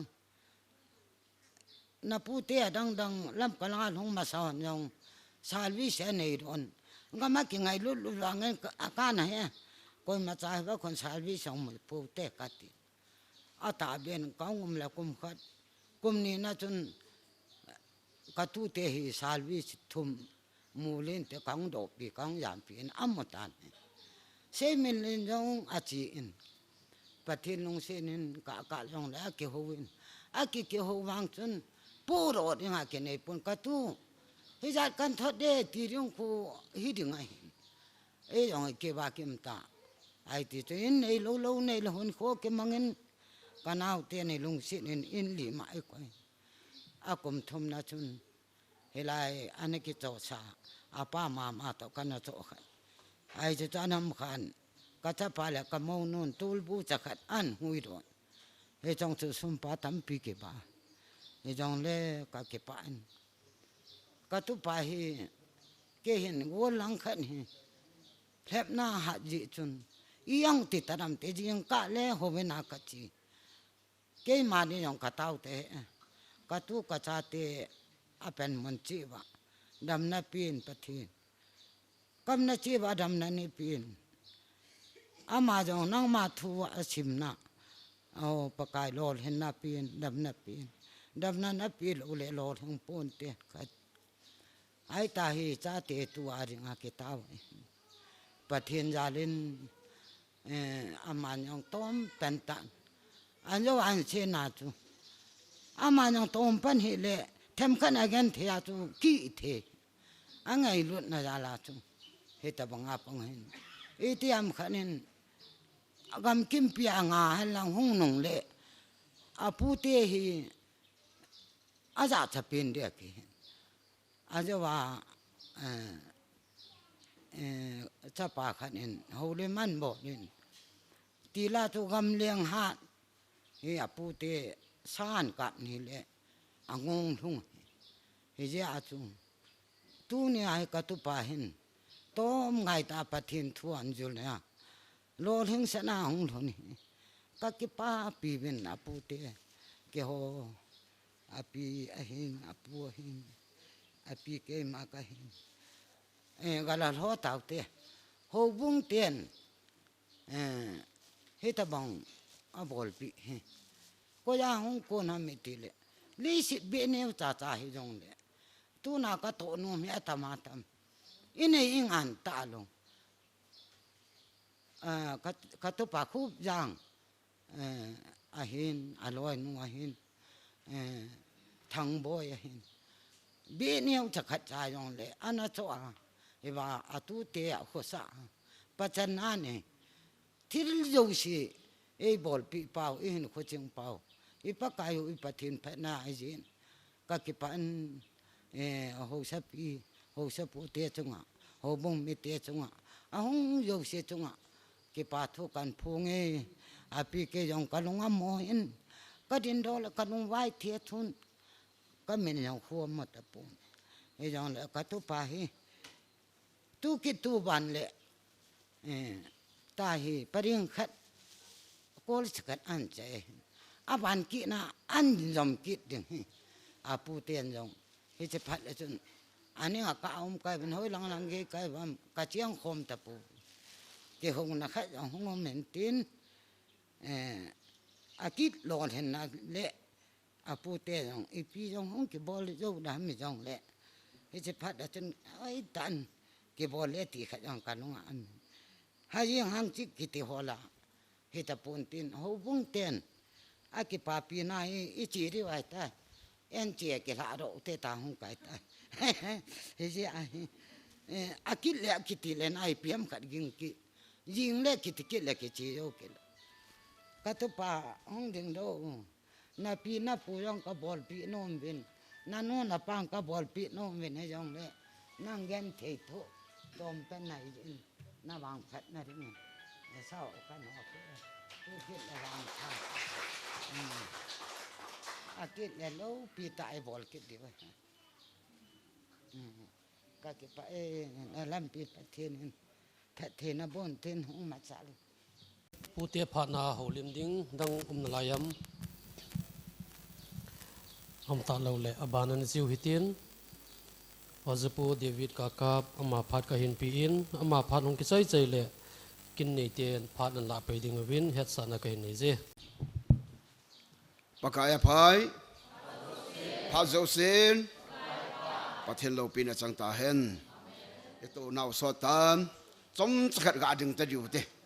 at ding nom ho ga ki zu to te diu te aba na hela ka ba na la ki gol su pe na la yan na tunia ki khom ho zo se hi icha pau ito pau inau pau Seiminlen lol hen na hung kal sung hi je bin lal he zong lew hen thanom ta ito to diu hen tin ke pau mi pakai min to ki tau tin mi kon khat ho lung dong bin tin ho bung ho zong hchlai DMS kiti hi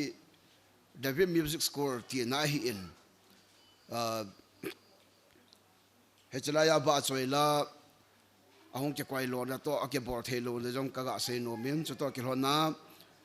tu ni le len alol hena chunga ho bung be pi te ho chule ho bung lam kai ho de ken bon ho hi in chule tu ni a kin thim pu a hi in za ta lam kai ho le adi di a pu reverend doctor ze lamboy a hi in ong ki khom ho jo si ka za naw salam no kan pi na he ka ki pa in le len hi bible se min tin ai ti hin lol hen na ne yen te ti hi ka ki mo to tel hon la he be se lo he class na ki bol lai jen jong ka pho pen jong a hi in anu jam di hi le ka kom jong hu ta pon tin ve jong e ve nom pon tin ai wanga kin kan se hi ka ha pho ka ha hil ka ha pho hi ka ngai lu na hin ke wang chun mi kan don lo ting le min ipi bol jong le a bol ho chu o hi ham a phai ki ti ho a phai ki ti wanga lung thi ma hi na ti ki ti tan ti da bong thi ma hi ye tai ka ti ye ale ma hin kan ron bot ka sol ko ma ka don bot lo phal le amadam nu ko ma hi ipi ka su khialom me tam kasal pan I ho pi nom ta poi ti han se ji a hin hai pi jong le tu ni hi DMS va choila sam na ding a din mon hin apa hi le le na pa he ke ni hi bro ka ki ti hon he le apa jong artist khat na hi in pa ya hi la jan ma ka khum do hon he ta chu I ti le so do de tam ka ti le galin e la mo le ala di siu si bona hi aki hal sai ta le ke lo min ai ti hi in ipiti se ding ham ke pa min le len hi ipi mai chang pa cha lo he la hi iti ke pho jong le lung hang lo he mai a hi la iki se pi iki hel ne hi ipi ham apa ipi ham ti ke la the mi a hi na pa hi a hi in azo an se yin nan ke hin ipi pi la hu la ya ke min phayu te hin ne ka ti a hin ka bible sim thu ki se ding le nang mi la ke pha lo le the pu e tin neo ser ka se to lo wa le zo khat le ka ti tu ni jong hi ipi nga ke min ne yaw kha sa kho se ke hu ngai pu ka ti a hin hồ bung về pi te hom na hi lo di wa hin ama wang hi awai hun hi ahung hun na la chu ken ka bai hun ta ba he tan jing ka lang pung ya dam khe pon mi chakai le wang hun ta ka ngai he ahung hun na madam no to mai cham ka sim pil hon na bai hun ka bo hon chu a hi jing ai tan a zon house pin an se yin ama mel kam mole an mole na a ki chi ki ge adoin tu la hi gal za mo hi iki mo to le chom be khat tha se ti dam na hung dam do ka dam do pathian thang wa e tia phala mai se la phanan tha se na la mai se ding ala se ding hawa ki hawa hin ai pi zong le music la hung sin lai ba hin ka lunga dong ma ma in na thip no mo de nam ti he he a hin la ki pam ta chu sei anga jin chapang ho la jong ka ko ma hum sun la hi kaman cha thei pe le hin sol le che le wa le jong anava in a hin ho bunga zo ma nan sei nan kem ding a hin ka ngai tu in new lamblen khulaya ho bunga ki kho mai ye chun kem ding chu e cha te ho la kem mala mi neu cha na lai ai le chapang ho kem ma jaw sa thei ding hi ka ngai tu in lam ka ho ko ma ke do a hi le ho bung chom dang chom ngai lo ding ho bung member pha ta la ding ti ye wa chu naw te ho hi mi li be ne yaw sa di ka tin rest sum free ho jong neu ipi pi ngai ho jong chu mi lia ding a kana bol pi a hin ai wa nga adong ho hi a phat ko nen akin sa loi ha ipi lo ham chu ka hepon le len hi hung za bi nei le ayu an sei banga chu anu min pa min kamina na ji ole ho bung ho boi ho chu ai ti ka cha te neu cha na ti in na cha te le na le ka lo ke ma za le ka lo za ve tin ai chu he poi he ti he ka ti in ke chun sei do lo ding yo hala mi thi jaw sa daw le ka ti e hin ke pam ta kem bol zong pa sol ne la la hi in loi pa to hi in ya chu ke ma hung zaw lon hi i bol the sun ta hi taw na ki lu jinga hi in adi di apathian na tong ding ahung ke pi do pa hi lo pi ka sa in pathian na to ki ti hi ke pi do ki ti hi abayin a hi wanga anung zui to ake man cha fi la ha hi yi chun ke dinga hi tu lang langa hi imin jong pha hi in sei te in ka ti na dang hi pon anaki ge la chu bible seminten sei jong kana sei he na ke pat do po le kum khat be chu sponsor na ke bol zo nan te ke ti le jo a house bin na sei banga chu ki go lai ta i bon cha zero la yong to hi azom ho ki he ta a bem me pun na zom hoi sel la hi ke ja wa hi en ai le thua ngai na phat na khat hi semester khat an cha ya jong hi DMS muna khong ke chol ding suti sunga music ka zil de he ati en tien ka sei pi chu in nan lai mun nan zu lo be ding a hi ye chu bible ho bum mina bible sim na hi tan naung do ale ho bung de zu jang ke ding hap ka khat hap tin nam jo phal le ho bung lam kai ho to hong ki loi khom min lang chu ting le naung nong hong de hi ka tia ka ke bai la hon le hin ahung le molin lang chi pa hin hot he le pha ya boi dan la ka yaw dio yam te le am bos la yong chu am nan chu athila yong jaw mai the boi na ka tu mai the wa hin he cho jong ka ngai tu a le thu man ho pathina ki pi don ho lo pi in ka sumil the pon wam do si ke chayen ga de to le le de nga song khol second hand ka cho le chu na kya do in hong ga dam jo chen pu ro kinen wo le le lung se dam bes na jinen pu lot ka tin ina khu phata ta ka ko ye bible simana chi de tan chula bible sim na a the le pon tin atin ada la ja hu kanu ko ma lung se na mi che se hong su chana na chu phata ta na ko de ka ti e hin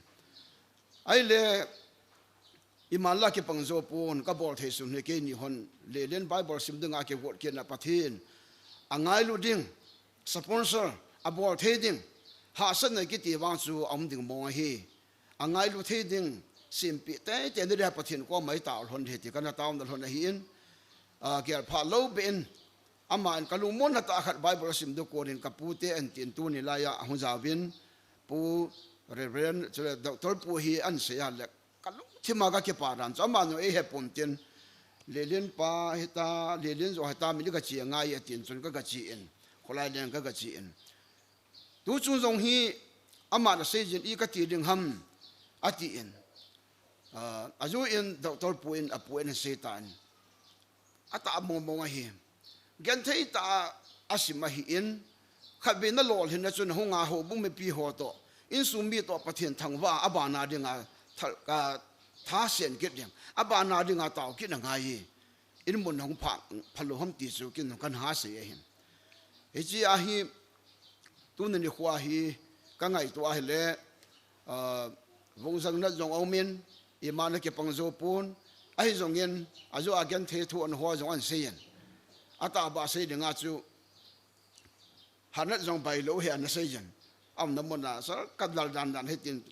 hanat chu kin jong kan ka he ne he anat dan dan chu ba nga ki khai le hi ka ti he tren chu nga jong khabe ka bung bua ka chu le he ke yong hi am nan chu ha sat ni ke ti him he ma um su ke hi in ke ba chun ha san na pathin ha san na ki ti hi gan the na ki ti hi nei to sa hi in ti ri lo miem chu koi ma cha gan the thu di mong ki in lep na yan lang ha san he jong le pathin om jo se na mem za la ka do jong na ringin tha nei pin ti hi taw le he ti hi ka chi pi khat hi ta chu kan ti lo khong na ji khat na hi in tu chung hi zo a se banga wa choi la yong chu apa in thil dang da he lo sam pen pa kai la na se mong hi ke sa mong le ati hi in no mo ka se le jeng in jan ni chan khabini chan ge in ti mom kham ke tol dinga ka ge lo le I pha no hi kai khom lai ta hin ake mang di yo se la sa loi Sunday school o ya loi a hi le I ma cham thei mong lo e chi ya chu wa choi la sa nga chu le len lo le na chu nga ho bung ho lo le na chu ba hi email be ka la chu pha ka ti a hin ai la tu chung lam kai hon pha jung in pi win chule ho bung sunga dinga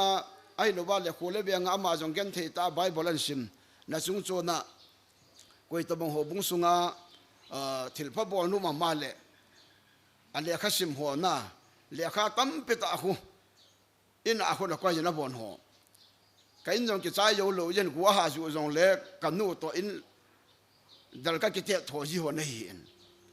kabila jong tu ka gu ha zu le na le kho chu chal ho mo an be tu mo ta ka su lo ka to lo ne ain mo na jong hi le kha ki koi na the jing ke pe na bo no ma jong le ain mun mo nga le ho ko pha mai the ai yong chu khola yang ko om jong chu kho ka sa poi ai in thil pha pathin na to no ma le ama jong zero a bo na ki pan so ke hel nge jong le kha ho le kha pa mai ta omin he cho ka ge le nei le thil pha bo no om jong le iki thu khom diu abana an sim ben de nga zong pan la khom ke no te win ade dia tuni in za ta pu reverend chula doctor pu in na sata line chum am ma le le na bana sim zom na di hi ama zong ngai to pi sa zong hin tin aki hu jing hon ka he in chule to thei bor thei am ma jong le pa kai mina ministry man cha the am ma le su ti hu ka hin mang hen lang awon ka lewang music class in sol pi ju hen lang ken jong ka bor the sun kum khat om ham kum niam ham sunga hi phadat a music a jil ban jil hen dang pathian na to azoma bible sim ta chi jom da ti jong hi ka ger sa jong le tu ni ho bum pi te ho pathian la cho ma ya jong ka sei do no ma hi in e chule pathian wa choi la sampen pa kai ti wa choi la jong nu le pa mi hilunga taw na le pan la na cha te chung alangi ti hi kanu mi hilunga e na taw pi na la hi ja hi chi apam dong an dei sa hin tin ka sa do zo po bin phamo ka sa bin a hi in pathin pha sa le abana mt sen chai jo lang ting le e yong chu an ke dam som na le na ki the de tan tin tim jong da ki sul hing se nin tin chule praise and worship dam pang bor the jong bom de lam pi jong inga tha ngai to dio hin tin tun chunga min la hung chunga pa na ke la zo lo hi ne he thim de ba jong tim na kan ni nom hin tin ipi jong le len jong hu ha pa nin tin pathian na to ne hian nang ta salam thil bol he jong le golan hin hwa hi hep na tam jong le no me hep na aumin sum hep na aumin kile sa na hep na aumin chule lung thima ki hwai tho sa na ki ti ho aumin hi he cho zo si la hi din zom na ringa taw na thu pi penin ha ta pan ila di wa hi ade dia hi tu lai ta hi ikam sungu jong boima ma hi in khang dong tam pi kham thei bola zulesa ai lawala ne de dona mi tam pi kilogam hai ta kapuna ta hi gam sungu ba hi amit ke min chon sin hi ima igel lo danu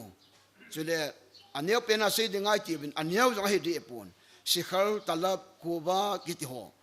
he cho hi chingam dan na igel lo ta su kana sei jin chapang ho ko maka se chu zu kiti number 4 kiti ka ni kiti ho adinga anautum anauhum chu beri kiti ho khaini talab kiti ho raja kiti ho hi hi thin hin khoi ha der di he ti hi ha ta ka se hi hin le len jong mai chang pa chat lo bia hi aloi go la tu chana hi ka ko mam the ne hi sikhal jong amum lo talab amum ti ho ka he khapon ai wa sikhal mum talab mum kiti hi ka ko ma the lo wa hi tu ni hin evangelist puto kaung thon khom pi hon hi in ai pi yong le mai bor the nam po tu chunga ho bung pi te ho kin le len hin ho ya ki khom di tam ho la ya pan ala ding hi dem ta kalung kham pi hin ho bung ki tum ta nu mu wa he lai mo na hi ho bung pi te tu nya ki lom ta vai do na na bol hi ho bung pi te ho pathen in pathen na bo han lang ama jong ma bana ha jing han lang anu apa te ho jong so de asu pi chang ho jong na satan pan la jing wo te bin mabana kal sang sep jing wo te ti hi music lampanga anake loi khom aki hi ji chun ti kho na kane nom na hin tin ya chun ipi jong le peeding boarding imazong kane di pon ka gong di pon hi jong in min pha ji ba chu le len to khong ke man khom dan ho mabana di nga ma so the hi sim the hi ti kho the hi ha tan pal lau te ti hi a chai na pakai mina kan se hin tin sei khil silbam da ke ngai do mo te ka ke pa e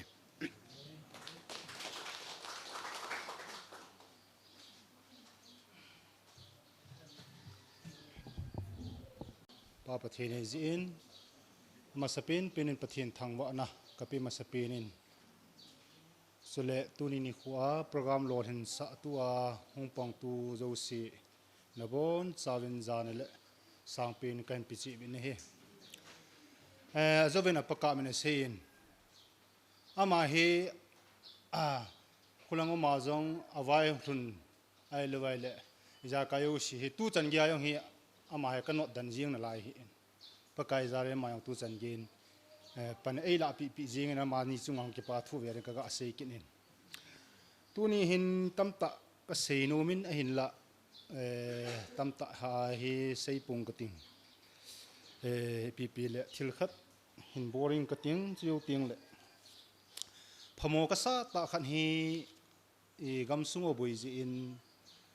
ho ke bi sunga ding in pastor saitin ma amin ke phatali hon le pastor saitin ma hi in chule pastor tunler a hin amani hi ilawa alathi hon hi nei le kalung thim athom haw he jingin kalung thim hi ti ha ala ging pat pun ne hin ipzi na mitiale pastor saitin mang di hi le apakap di hi apakap jong mtc lu na ken garin putang ka ti hin aman kin ka tha de hete mtc office mona ko hong ma sapen pathina tawn mang ma sapin cha paka ma hin sule izakayo sia su lai to lai thoa izakayo sia hin boi pikin ang sun pastor saitin ma o ke bi sia pastor saitin ma vai phei a hi kinin sule dole izakayo sia hong kin e hin pastor tunler tun regional langa na tong ta in kangpo pi am ta in ama he kinin aki kim thelo ji hin ti ha ei bor the hi lo wang chun kalung thim athom haw ne khat ka ga sei do hin tin hizin pi hi jong le in sung langa ko ne hin tham khat niau cha cha hi jong le ke pa na zarin thil niau cha chang le hin bor wing ka ting a khat na en tu ni ni khwa pakai latsapu hitabong kin ho ihung to pi thei je win ama hungding do in tin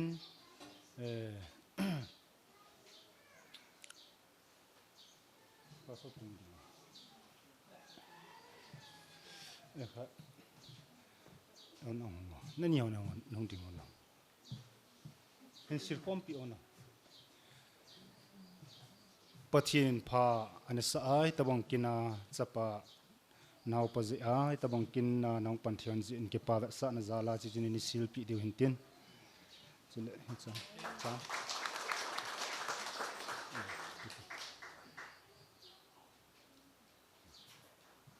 กิปามินอบานินกิอบานินกับปาลัมบอยยังดินบอกเลยกิปามินเตะไปปังดิ่ง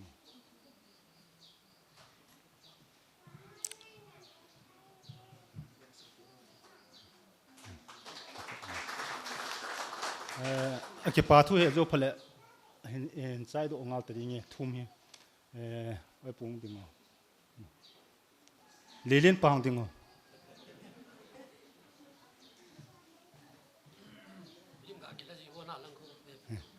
ลิมลังคนลิมกิกับสานุ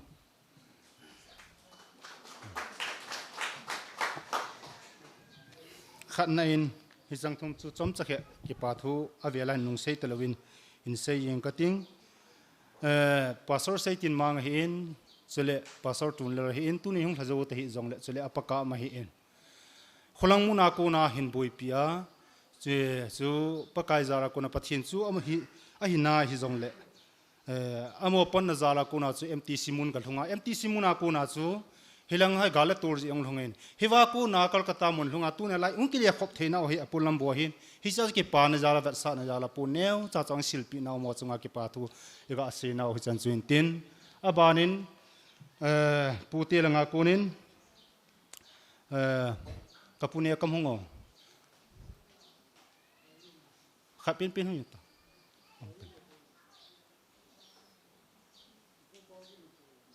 กินหัวลังเห็นนั่งอย่างริมอ่างเจ้าที่จันต่อ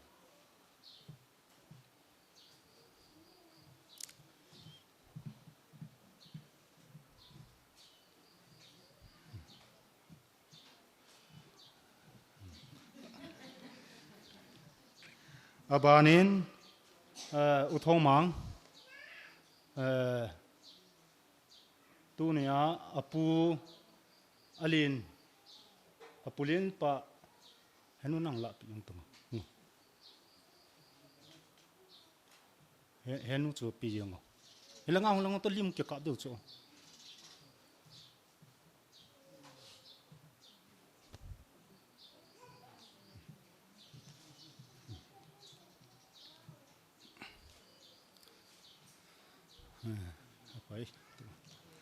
อบานินอปูสไลด์ก็เห็นขันเห็นใส่กันเองก็ติ้งกับปะเอปานังงอปูเล็ดขายงอามาฮีปีริงอาจอมเบียอินไว้กับวอลฮามิตยายเลยซาติโฮสิฮีคลาสอันนี้ว่าปะนะมีจุ่มจะกะละกะมองน่าอินฮิจงเล่บีเห็นเซนเกว่าไม่จำหุ่นเสียมาหุ่นลำไก่สูอับวัวมาเฮียตุนินอบางอภัยเฮียจนปูนขันศิลปิอน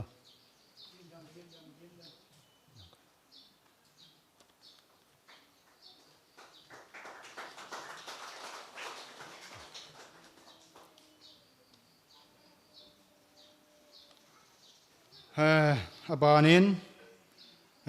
มามังอปูเนียวปู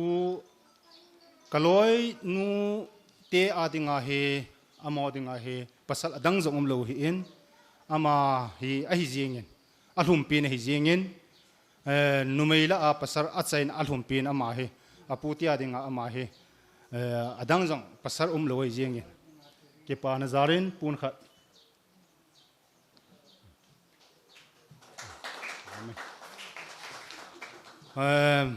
ฮิสันสุปูเตสุงไงกับบอลเทวินตินอาเยซูปัจเจนินพัทเทอิบูวา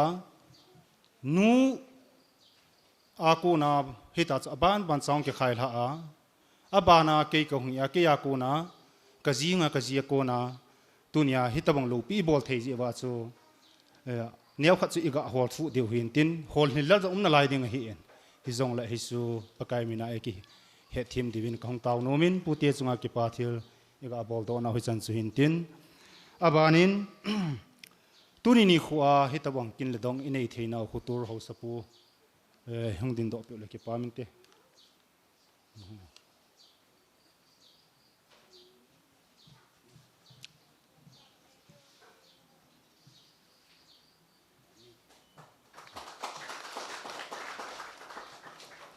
abanin kin le dong ya kaya pani hin la pi wa adang long sum na hi zong le het kan pa le sketchy pa yong hi adang chu seiniaw na halloween het kan pa sketchy pa yong hi ne pun khat ka silpi nomin het kan pa ding do le ke pa min te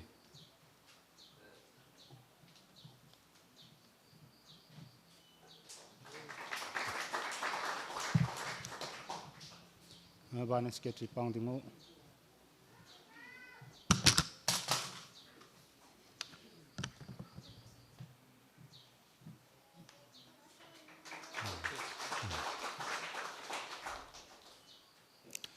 hisu hin tin chule a chaina hin hobung mi in tunia pan ila khom thei zalowa hi chiwa hi ikiom jing dingu asunga hi tui tai don jing di win hi chi ka hen gung win chi koipin hing la lo han phadi bha sketchy pa le tikan pa nang la andha hong no nani mama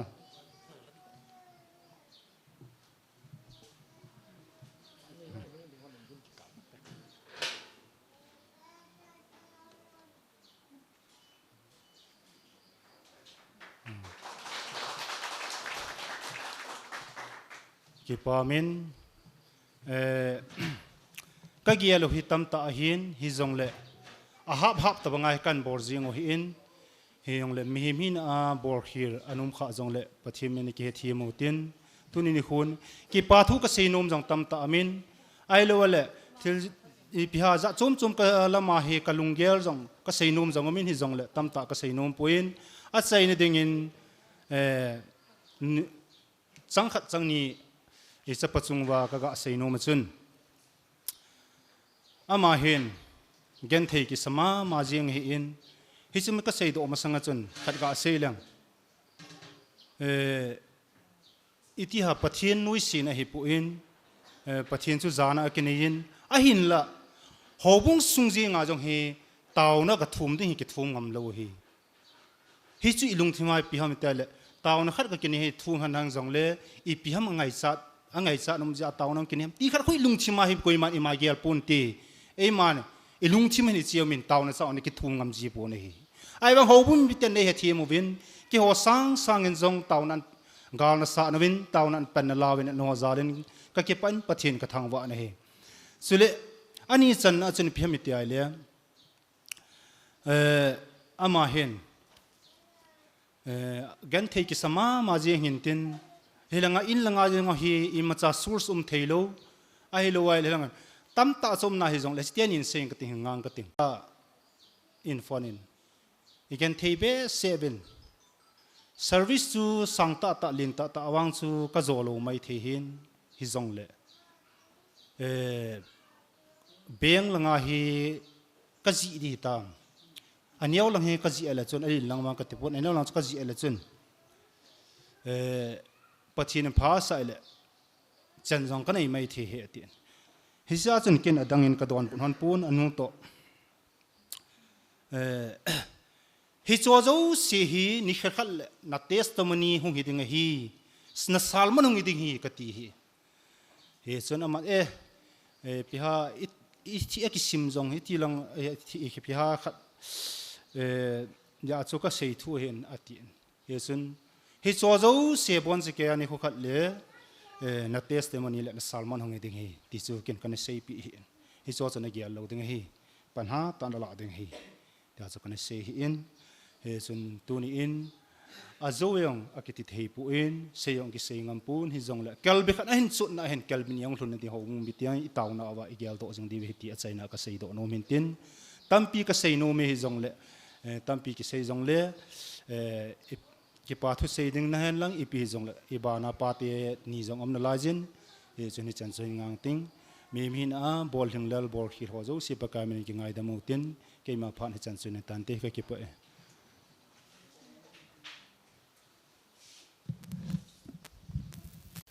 mi pi tia ho zong to chim ta deu ka ta sanin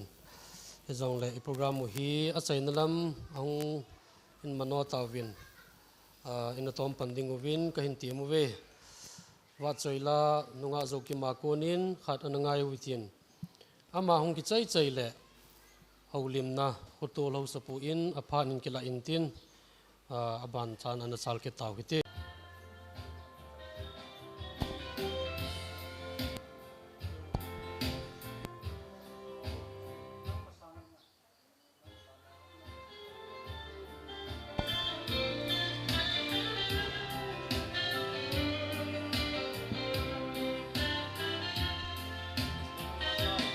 Muna dam na gipana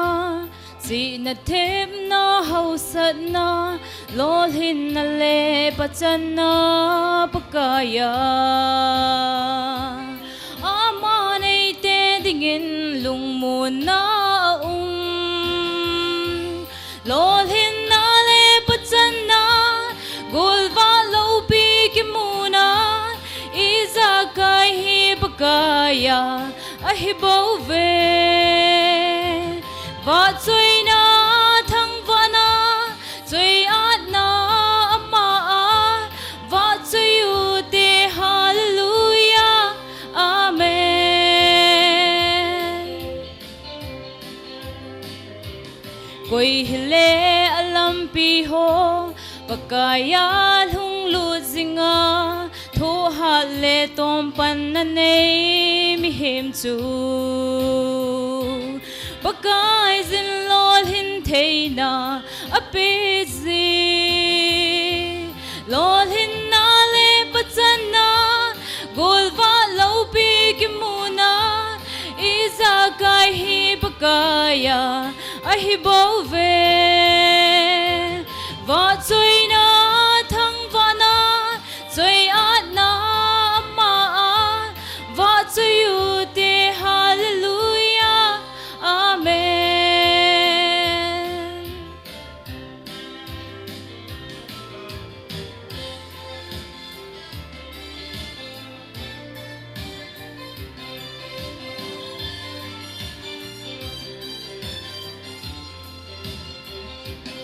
mi lol hing hi na dingin kineu sa tao angai nu le pa lai zon seng za bol angai gen thei masan khunung le no masai lol hin na le pachana golwa lo pi kimuna iza kai hi pakaya ahi bove va chui na thang vana chui at na ama va chui u te hallelujah amen va chui u te hallelujah amen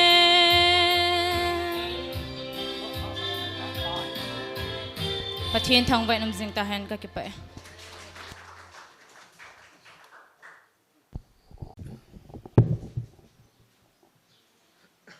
tu ni ni kho ta bong phat phai piu pa pathen thangwa na kan pi ma sa pe ni ne abanin tu ni ni kho kin thimpu ai pan piu ren ti thangmang le loi nu hi in abanin pu zelam boy a hi in chule tu ni kin nei pa dinga apani na pa ti tau te na apani na pa hi in chule khusung mi tailo khusung mi ho zula sung hin tin tu ni ilop pi pau ngai lu hung kal sung zo se na bon zawin ka jana salam kan pi ne aban kinin khusung mi e ho i that lo wa hi le program hi lo hing thei lo ding hi in sót pi chỉ tay yong lệ tu chân na ngài hama tu ho jo siong ka jana salam kan pikin ne tu ni kho hin i ho ke selem phai ading hin mi poi mu ta mini au min he chi chu koi ham het sao hin hiong la ken tu in avialin hi kain din do sa ding chu hobung mi pi chu le ang ki khomi pi jin khot be pi na in nei diu chu ma sa pin kan mol nom pi ni he chu ko ham ti le pu je lamboy reverend je lamboy kha di hung din no pi ki pa min te la chu hung ding ngoi ha kan sei de abanin pu david kakap hung din no pi ki pa min te amani hi het jong het phalo katin na chu het phalo gut ami hi na chun i he na ve a hi wangin la tu ni khwa Seiminlen foundation hung ki pat na chu i khol vi na hi le athu sim i ngai vi na hi le amania kun chule amania zaw lo reverend tunlal thu yong ki zain chule khat chu koi tiu te ama ho chang zala hi tu ni ai lo pi pau foundation hung ki pat na hi jin ama ho adang te yong la mani ila wam the jin ki pa no vet sa na khot ni beng te ka ki pa ani to hon tan chi chu phat chom cha ki ba thu kan seina ma sapin hi han lang ani na poi na hung lut jing tang ka ting poi na ka hung lut na pe na hin ke selem phai khu hi 2011 a hi ani ki phut do hi in ani ki phut do hin mi yong hi ani hlom na lai ji hin ke ma ta jong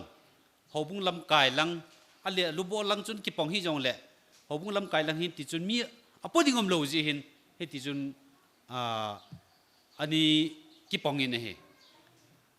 an chi ani ki pan lai ta khusung ding le hobung sung dinga aki tau pi pen chu ipi ani hi jiam atia he le ke selem phai khusunga hi service government service to hi mi khuchen do la hi service ilhom thom cha hi ne pinam khutha le khutha hi le hi na chung chu na hin mi yong hi tha le ngan ta bong he ki ji hin service ong lut be se lo am ho chu ka tai mo na hi poi al ho me ka tin ne zo ai ani ki taw ne pi pen ta ho chu phem ti le khusunga hi service ong ki be thei na ding chule holy marys amjing thei na ding aban kinin pathin hlatsan na tong thei ong ki sep do na ding ti hin ani ki taw jing ne he chi chun en ngol taw na ho yong chi chu ani ki podo je nan ki taw vin he le tu ni kho hin tu hobung lam kai atha ho en jong tu apo ho en jong ti chun hin chi to pi pen ka he en a hi yong hi in hin tu ni hin ilo thing ta vi ti pathin ko ma ki pa thu sei diu he na he chu hobung lam kai ma so ho a hi in chu le tu ni kho chana po ho e ho zal no ho zal i taw na pau chu pathin i san pi ta ve tiu chu ka phon do nom hi ne chu ki jong le Seiminlen testimony asai patain alu ai ipiti bible an simpanam ti ingai lai ta vin gu ha te na jun le akiza thei be se ta poin ke hin kaniza na chu ke selem phai khu ahung lut ni la in vai hun na apaniaw ina ani ki bolin hicha chun kin phata in kaniza in ai le inamul thi me hi ne inamul thi min to chu ya izata povin goju ji chun kichi ta chun he thei ta povin he le aphamo ma jing in chi e ho KBC pastor sung mama reverend on kho in ama testimony sei na agan thei bible an si magan thei an tu dan ho ingai vin hi le hi chi sang chun i cha pau i tu pau i khumi pau ti tau tin ama hi sang che zo na hi le kapon ma ma jing in hi ne ale chin ha chun kinong ka bol thei pen tin ปนกันดิสิลปีตาอินตุนนี่โคหินมาสายจงอามาก็มองกระเซตานี่เฮจินฮากระเซนจุอีพิฮัมติเลอีปีติเลฮิบงอาจูกันเทตาจูหินคนนี้มันฮัมก็ปนมาจิงนี่เฮจุนตุนุงตุบานินจงกติเฮตุนุงตุบานเลปะเทนินหบุงลำกายหบุงลำกายตัวประเจนาปหัวหิน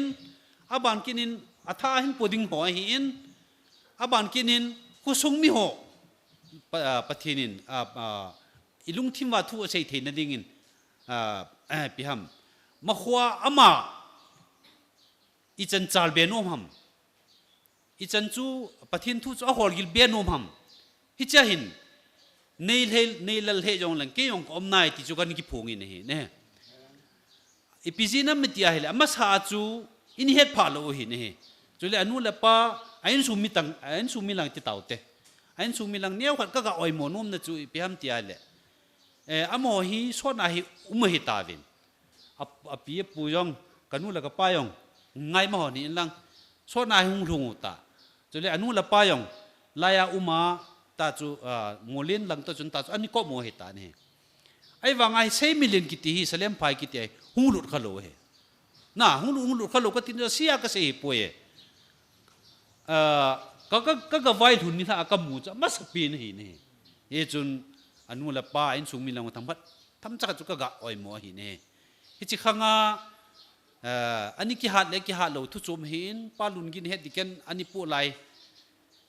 ฮิจาหินอันนี้กิทุมปีปินป้าจุตุนี่ไอ้โลลิงไอ้ตัวถ้าฮอนจงอาจีปีป้าจุอีโลลินโอ้ยที่ป้าเฮเวลาก็เสียนี่ฮิจิจุนตุนุงตุบานินอิจะเป่าฮิตาบังปะทินทูอาคูลกิลนาอาสิมนาหินตุนุงตุบานเลยเกี่ยงเกามินคุซุงมียังอมินหอบุงมียังอมินจุดละหอบุงลำกายของอมินตุนุงตุบานละวังฮิตาบังฮีอีกันเทศะตาเราดูเฮติฮีปะกายมินาจุดละคุซุงมีเตหอเจเลนส์นักการบอลนาหินตินก็เสมาบังอินบอลเทอิมังก็ไม่ป่วยไอ้วางินละกิบายจะเป็นบุตรหุ่นเละพิฮัมอังไงจานะเนี้ยขัดเบียจุปงเทยเกี่ยงกับปงเทยจุเล่เขาบุ้งลำกายของปงเทยจุเล่คู่สงมีสารวิสของปงเทยนั่นไรตัวนุ่งตัวบันเลวังอีหาสันนะห้องอิเซโลไว้เละน้องมิดมวยตันตินอิเซนานาไว้เละเกี่ยงกับมินเขาบุ้งมีอมินคู่สงมีอมิติจูอาจจะนักกันเสียหินตินเกี่ยมาปัจจันจุตันเตก็กิบไป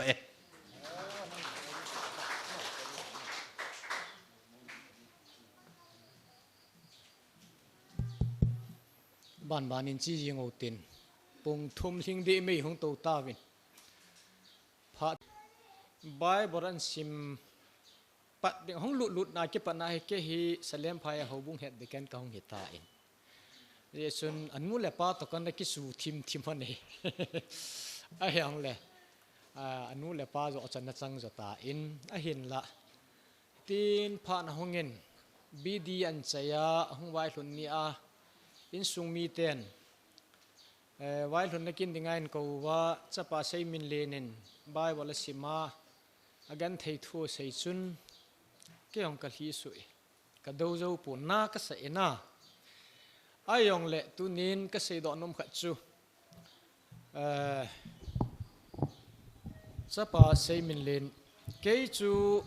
เทวโลเจนจงก็ฮิปูนเทวโลจีจงก็ฮิปูอินฮอลจงก็ฮิปูนฮิจงเละตุลายินอาจารย์หัวสะพานพับกันใส่ตันหัวบุญยินจงอันงอลตาวน์โปรแกรมกิเสียมติงเละขุสุงาฮิเซ็นเตอร์เซอร์วิสปัทเห็นให้จันตองดิ่งเอเวนเจลิสปาสอลดิ่งที่ฮีอันงอลตาวน์ให้กิมินพาเป็นตาขัดช่วยหินไอ้เห็นเลยจะตาวน์กันลุงโลกันลุงลุดลงนับเป็นตาช่วยพัมตีเละ government service ตาวน์ดิ่งให้กี่กันลุงลุดปนกระต้าจุกระต้าวิไอวางกันลุงลุดป่วยอาจีช่วยพิจารณามิติเละgovernment service จูขุสุงามไล่จันนาจนูมาเหไอ้ว่างามีตั้มแต่ government service สมุติงละปะเทียนเฮ็ดเหล่าจูหินขุสินอามันจีหินตาวน่ากะลุงลุดเหล่าในฮิจีไอหินตาวน่ากะลุงลุดเป็นตาเฮเปหามิติเลซาติฮอขุสุงาขังท่าฮอนปะเทียนทวนเกลฟอว่าปะเทียนทวนฮอลดิวตีจิตาวน่ะคุฮิจีเตียงวางละกะลุงลุดมาจีจะโอเคอย่างเฮ เฮจุตาวนาลุงลุดนาปาจะเทมจะขัดกษอินฮิจงเละกันเทตาละลิงไว้ตะอินบายบรันซิมินกิปาตาขัดจูตุนีอาเฮอามันงโคสขัดนันใจยาตุนีอาหูบุมีเตฮอนกิปาตาปะทินเฮงากิปาทุยเซวหิไงตัวละลูปีตาเฮ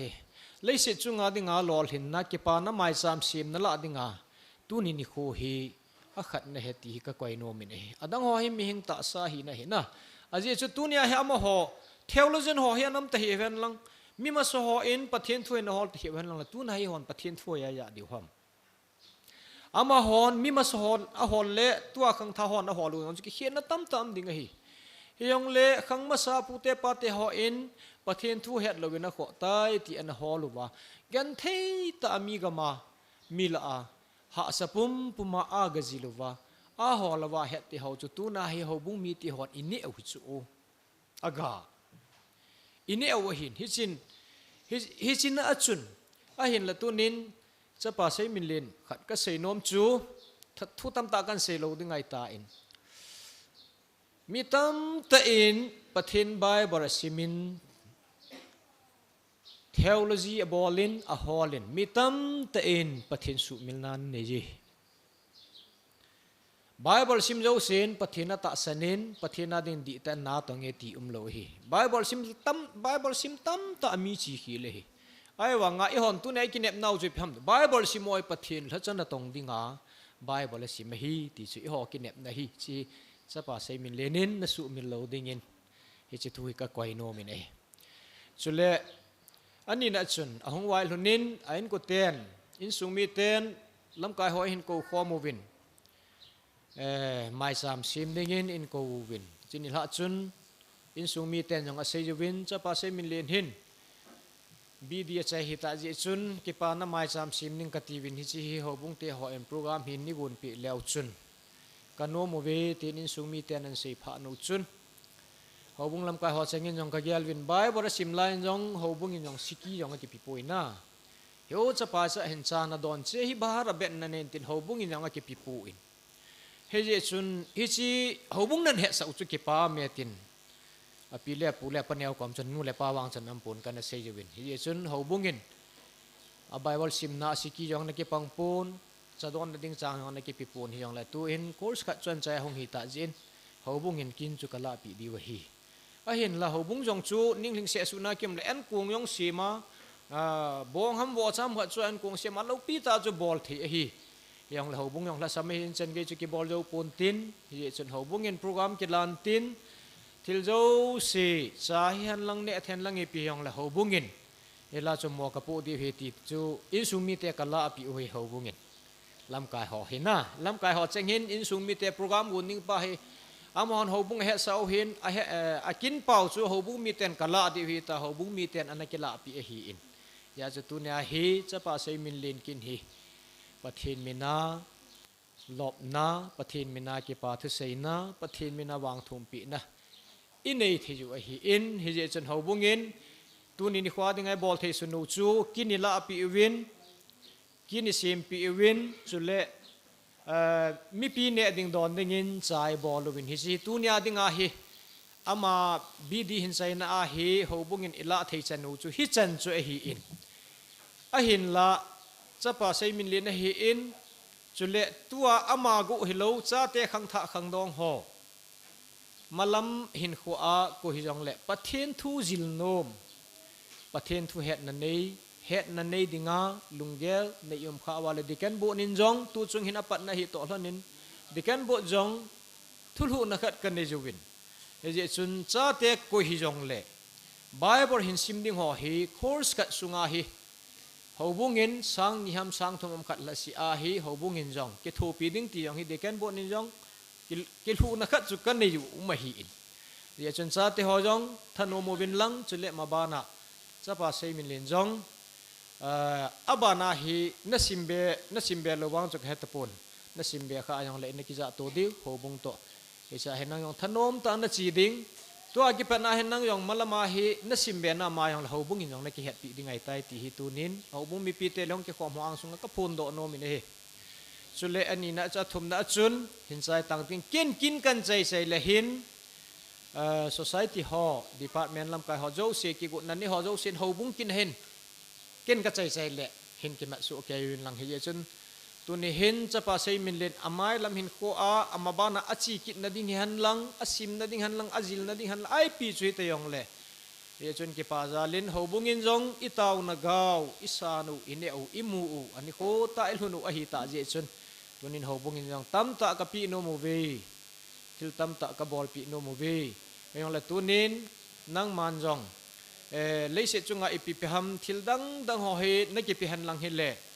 chom kha jing le tha ma tha kit dingai tan hi je chun ho bungin tunin bi di na chaina ke pa na zalin memento kha kan sim pi uwin chule abana na simkit na dinga hin na bhar ding cha hyong le ti in lam kai ho chang kan gel win dang ka sang som to hin ho bungin ki pa thil pin kan gon pe win hi chi hi cha pa Seiminlen hong ding do en lang pa kai mina ki pa ta an hong san ding in kan te min chule ho bung tre pa le secretary pa hong ding do honen lang thilo en so hanin lang ho bung secretary pan memento ai kha be sim tha nan ni pi in chu teng le ki hon pi do na hin ne un ting chi chu tu na dinga ho bung hon ka bol thei sunu cha pa chunga ki pa na jala ka bol thei sunu chan chung hi ding he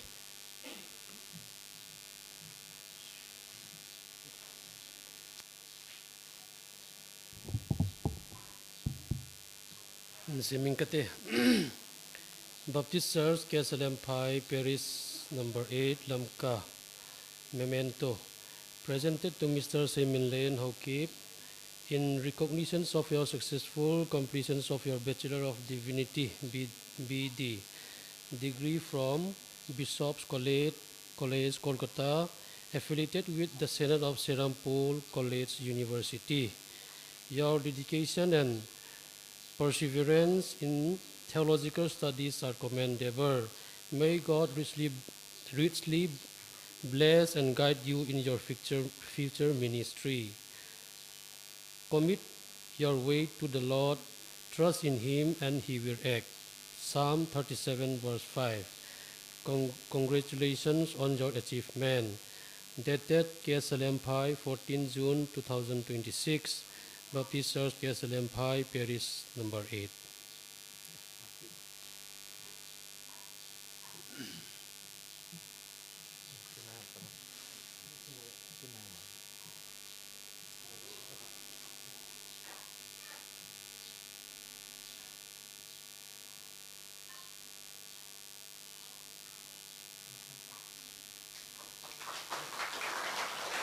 Ipa me hema yong pathian phat thei bo in tin pastor pa yong ga pi sa thei hi in hi yong le hobung nga hi ja ki hot min kan pi jing o he society ho ki gong wa le ban le chan hon phat nan ki la de win society lam ka ho kan het se ka ki pa e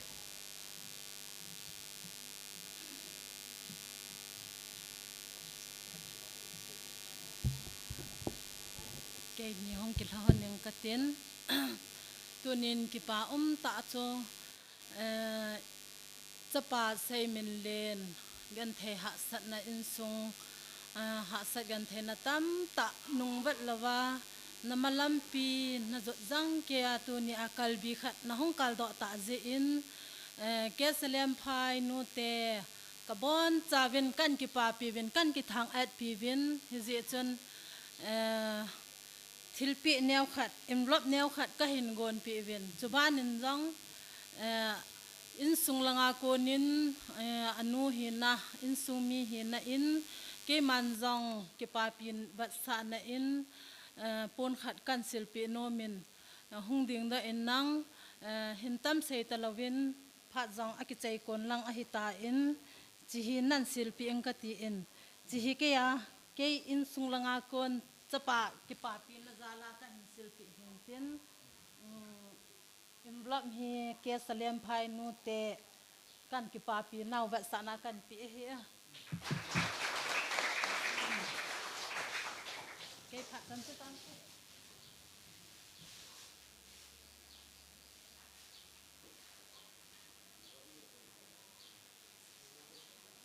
Men department le ham ki gong lo ta vin tin ban cha lo hi tin Ipamin phan ho achai na lam yung lung thei ta win tu chan ge ya hong pang ham ho chunga ki pa thu ka hin se ye ki pa thu sei na pa ngam sei apu phat ka hin pi e pa me ke hi vai ka min chung lo hi ai wa chu ko phan ai ka tu ko ka tu pa he ka sei sa le min nga le phan ne pe ka ti le aman jong ya lo hi no hi chu ke thim di wa chu pa kai mina thu ma sa ya se yo hin yo so yong no ho so le ke ya yong hi ki lo lo pe hung ki lo lo de a je chu ke hi ka da mo akuna 82 kuma pena hi tai ko hi hung ti le ai ta hi be me se tem le be ha dong lo se num tam pi myong le thu tam ta ke se the ji lo he ye hin a pin Seiminlen pin il ni ha service ki de ya chu il lang program hi am ta lo ding jin sa te ni ning hin cha chan ne honin na thilpi ding na ki pa na thilpi an chu kin ma sa pen ji chu ki wong han lang cha pon na pon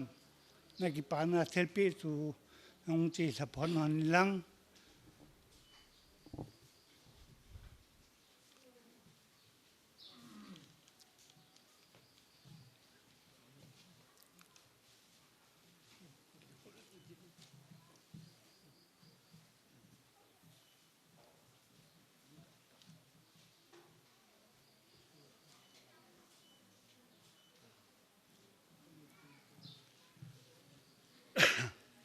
aki borjo she aki tongjo she hi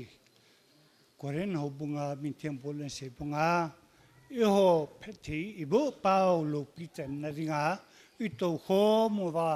isa ho mo va isi ho mo va i yer ho mo hi tin paten thang wa na i pe ma sa vene ito kisan chun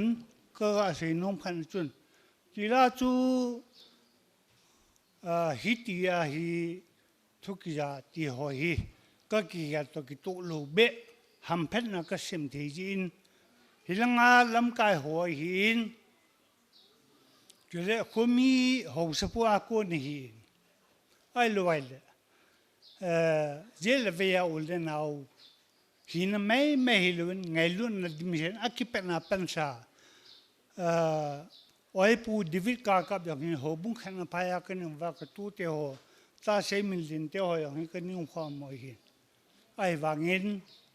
hi cha hin ama ho ni chen gi hi a se diu le a to diu le a ki thu pi ni ho yong ka he puin ka se ma bung ho sa pu a ku na yong ka ya a je le ve o le na wa ku na yong ni chen nei pha sa ho ka ge la ang lung ding a yong ho bung he ti ken pan pa kai mina ho in sunga thul ha kam chang a so ka ge le ka ki pa na alinin hi chun Chili some Bible kada in hoya ko na e pen piungam tin ke man thing langlam ka ve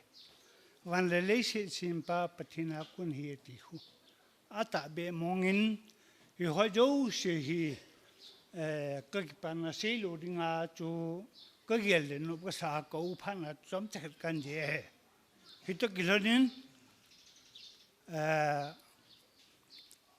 anjole insum program pa hi thei loading ni ha service ai ding ya chu japi ang le ka tu pa hi ne khat japi ang ai ne khat chang kha chang ni ka sei do no men pa ya kam bo ma yong miu pa hin service lin mu sanga bible nga lun hi apa joy ti kan sei pi ai wangin ke hina phal sa ki mu to pi lo chi ka se ya ki me chi ke la nan ko le langa oya pu apa hi amu a S5P prim S5P te se ti mang kyo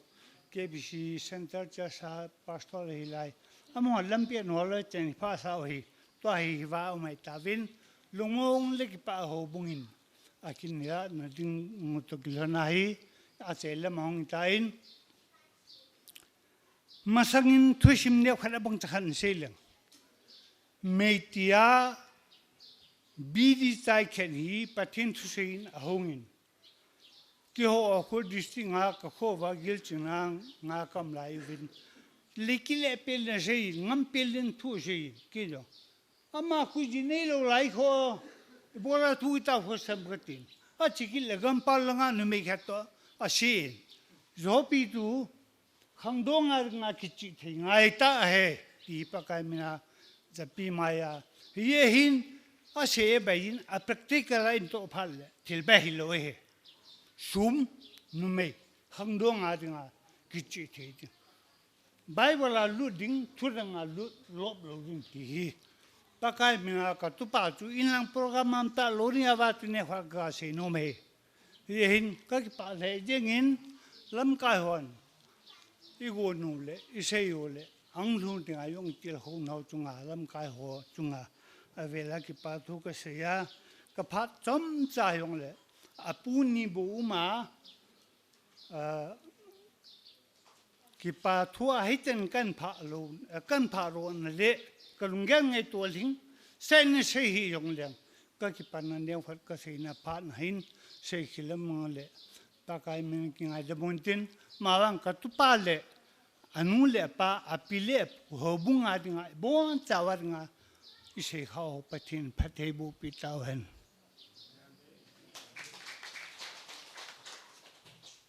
lan ke no ya ta ai Galatoria he in sumio yosio he pia ki the thang de wong la sa wa hu ya wa ki the ti hu hong lung he ajo wa pun sila so ma an ko ro a bo sa te ni a bem jap thau yap nu ho le kyo ka palin pi nu ga dinga amo tham khat a zom jap nu so le kapate adinga anyal pin mo ti ri hon ni pate o nga hi wa hin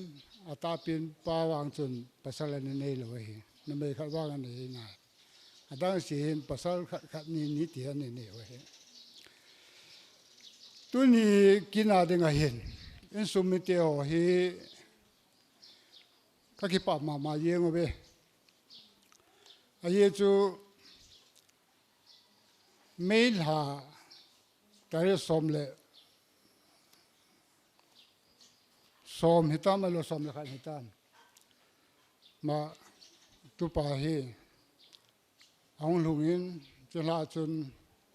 vai hun kin mai khola pa na boina to lam kala si tu wang si no ku nang vai hun ja chu vai hun na kin mai chu ki bol han nang hian ti chu kana gu no hin cha chun ho bung de kan bu no an ke ko hin insan lang to te son insan lang gal ve nga ti ho wa chun ki bol mai mai hin chila chun de kan bu no ko ma chun tu nya hi dam se lang wai hun na kin a hin itiam khat le a phan hi hol hu tin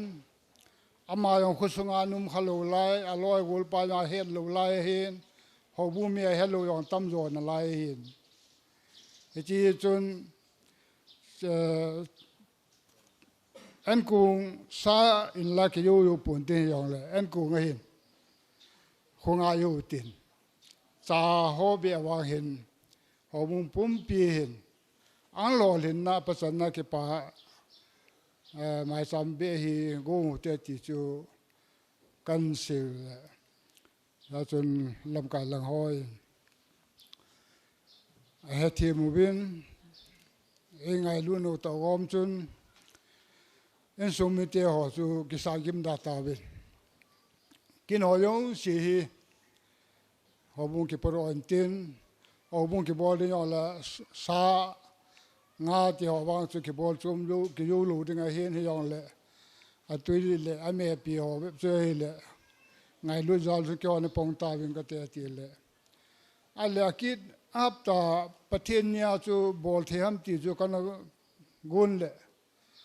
ama hen ta ri som le gil la kanung chi ki ding ayor ka ju kit na som le gil le hin Bangalore ka hun kin lawa ka hele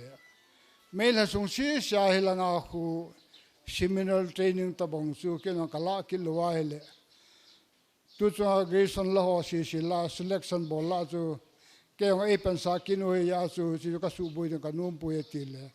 ya chu ke hu to le le a tu na hi a kin chu in man ho ti chu ka se do num hin ke pa na ya lin lam ka la ho bu sunga cha te nau te on ha thi mu win ngai lu win ama na ngai lu nau chu khu sung na ngai lu nau yong hin in sung ke ho yong ne ngai lu nau hi ti chu ka mu yin no za lin pathin ka thang wa ne ai la tu ne a hi program nan sim mu ba chun in sung mi te on koi koi coding pha na sa ham ti chu omen ke chun chima sanga chu ka cha te ni ya ka se tan program sim ni la ke kang jaw the lo ding a hin heyong le tu chung program a hi ho bungin panala ding a hi chun sa la nga ki tha ai ho mo pu na lo ding ya chu midang tam ta ke ko yo lo ding a hi a lo the lo ho wan chu ki hleng ding a hi ti chu kan da la ai ka hel sa hin hi to ke lo na chu tu na hi ka ko hi ka hel sa wa thu ki pi hi Seiminlen na dinga apu te niamen ka chuala anu nungsang apu te he ka chuala api nungsang phungla chang ki sut pha teng le guile ba ho kon do na ka pu te hu ti ding ya chu api nungsang te to chalu the loi ta chu api nungsang apu te he ama pina anu nungsang apu te he amo ni to hen ko hin abon chawil ma hon la su ke thepun yong le prien bol cho hong na we ki pa me so le chapa na pa david ka kam hi bola ki ko hom ta le ke o khela hi ayo yon to na wen apa ni san na pong ati tu chan yang he thun na kon na ye na ki su lo ya ma ni ko me ta ho ene na ye na ni hin tu chung se se pun chim sang pe pa na mulin thu bui ma sang pe le khan sim la wa pa na hi apa david hi david ka kam hi ke ngai na alwa le sol le ya ka yo sha ma hi apa khela ne pan hi ya su alo thelo de mun ya su ama hi an ke ko hin alim do we le chun katupa mangpi chapa ne pin pa ke min lo pa to hon ke lo thi me hin ya cho ho to gom go ma chu ke ko hin na mu the na di wa ki pa men ama yong a ke ko wa cha le an ni lonen na ni lon hon di cho hin en la holang Sunday school o ya piam ho hi yu chen hong do the puin ama yong in sung pum pi thalanga hong the yin ngai luôn ya la ku na ai aza a hong he yin ka ki pa na ma chung ayong ki pa thu ka se chule lamboy hi doctor pu lamboy hi hele a ki ko lo na pin hi amo pu na pa hi ayo wa hlang pi a siu kha cho hin Old Testament Bible otile anti ake ka le ya hong pong su Bible ho ya la ho so cha le kha bu he ta ni se chu ayo so cha le kha bu khu anti le oti hi azo ma na hin so cha le kha bu hu lo hi le tan ding he ti ta bong su gan le tu na ku na Bible school zone the ta lo ding chu ang boi phat phana hi ang ki ho khom le le he le Dr. Lambol ka na pa hin lampi gon the hi a than mo mo ngai le anti phana cho ma hi palaya so cha le kha bu to banga kha ma hung pong kha hi ya chu tu na hi bi di an cha ya ang lo len the na lampi gon pe chu a pu ho ya le lampi gu ma sa pi chu pathen hi jong le ata ta me he mu the jang me pan na pong jong chu ama yong a hi kha ya chu alo the lo hi ya ke ko hin ama ya hong ji en ke pa men ta ma ban te yong le ama ni hi khăn pa hin Seiminlen khăn pu hi ama điều hi alo thelo in sung mi chi yong ai hon nalai hin tel thelo ni mun hon te ma nya he ji hon ni ga lo ka ti me te te ka da la ka le cho chỉ cho vay là nọ mang số để tài tiền nó hết tiền mình đây cái gì nữa vậy ấy là ở đây nào chuẩn họ muốn mi tê hòn cái hòn cái nó cuốn vào hi họ muốn mi tê họ sẽ hình program hi cái mong cũng hành thì khăn nào chú nếu chắc đi nào cái nó cuốn vào hình cái nó cái lồng gel đã nào chú anh là cái bộ là ngã cuốn nào chúว่าอยากจะจินยาจากในเทดำพาเลสิเลทุลาลาประเทศทุยทุยอุศิลาอเลนเป็นเห็นนัทุยลมที่จอมอนขอสาพานุสุนมา30 ปีจึงยงก็มีปาสอลปูประเทศละสปูอันเป็นภาคินวินอามาเสียองละว่าปาสอลปียงอันนี้ละนาหงที่ไงลุดจาลเห็นหอบุญนักขอสาลหนเห็นกินเนตนักขอสาบินนักบีหอบุญยนไงลุดที่มุสินเฮจินยังขัดปันนั่นนี่จาลันปะทินกระทังไว้สุเลตุนยากตุปะSeiminlenเฮบีดีอันใจที่เฮเกียเสียให้ปูนคุมิเตียยองเห็นหอบุญมิเตียยองเห็นอีบอนจะไว้สู้เกเห็นมาสังจุนกันนักกิลุงเกลาเห็นจ้าเตหอฮีนเมลีปัสลีอหิบแล้วก็มากินเห็นโซลาเห็นอีเปียงสุดำอักบุลอักชินโลเฮเปียงกาลไกดำตีส่วนเลยนะลุงกิมนับปีนไอ้ลุงทิมกิโซลูนับปีนเนี่ยนะอุ้มเห็นเจ้าจนมุนโจมาเฮมินอาจารย์อันนาวหอมเมริสกินันบอลละมวงเก็บปุยอาเซียยองเล่ลุงเทมาโคยองเก็บสังโยเดเก็บสังเลรามตีขลุงเทมาเก็บก่อยยิงสูเก็บเวียยิงสูไอ้โลเลอีเพียมขณะปัจจันน่ะโลเห็นนั่นเนว่าฮิพาติงยองเล่มินตะบงกินหอยอันบอลไปให้เล่อาเกยองกับสังโยเดกับสังเลเดกมูพะเดกมูพะฮิดามตีลุงเทมาฮิอันนี้กี่การดอดในเห็นเหตุเกิดน่ะจ้าเตียวขังวางเห็นเมื่ออันนั้นกุยลงโยตะปูนยองเละปีโตเห็นพาดขัดกุมเละประเทศทุกหัวสานายเห็นบองเลยจานกิมะกระทูดอยนี่ประเทศก็มาเห็นapplication million application kana bol han heji kana bol jing han chu hilai angkirun kele gala tu le wang la angkirun kele hobung ten yo en ngola milia application e bol sun pathen nu sin kagel pha lo be kana gin cha lo be ka tu pa chi ong chang the ne le ka ki pa be sin tao nó sangประเทศนี้เย็นประเทศกระทางบ้านนี่ตุนจงขสุงหอบุ้งสงตูเตจ่าเตหอกำลังพลังเปียไบเบิลกสิมเสียจูไบเบิลสิไม่ปุยตูตัวยังหอแกบีสิSDSนี่วะหินยีเตสันกียเฮว่าองหูจิงกันนี่ลาองกะจีอาไอปันนโมยองให้ปูนอินากูนายองปันเทยองจุดินมันให้ทูเฮนท้าวนมาละกะจีอะไรจะไล่สร้างอาทำให้อบันก็ชิมเบจิอเลนจะมาก็ชิมเทนติว่ายองเลยอีทีซียองคุยหออาตานุยาไบเบิลสคูลมาเห็นเฮจายองหูนัดจีเทนอะไรวะเห็นนท้าวนมาละกะจีขวากูน่าหูอากิชูมัวนาท้าวนมาไอหิมอนามายองละกำลังนาติวายองเลยลำปีทุบเรติยองจูเกี่ยงกษงปีเลยเนี่ยนาท้าวนบลูระวังเกษตรปุยไอเห็นกระเดวังโจเลยตูนานกูลเป้า na su pi pau hi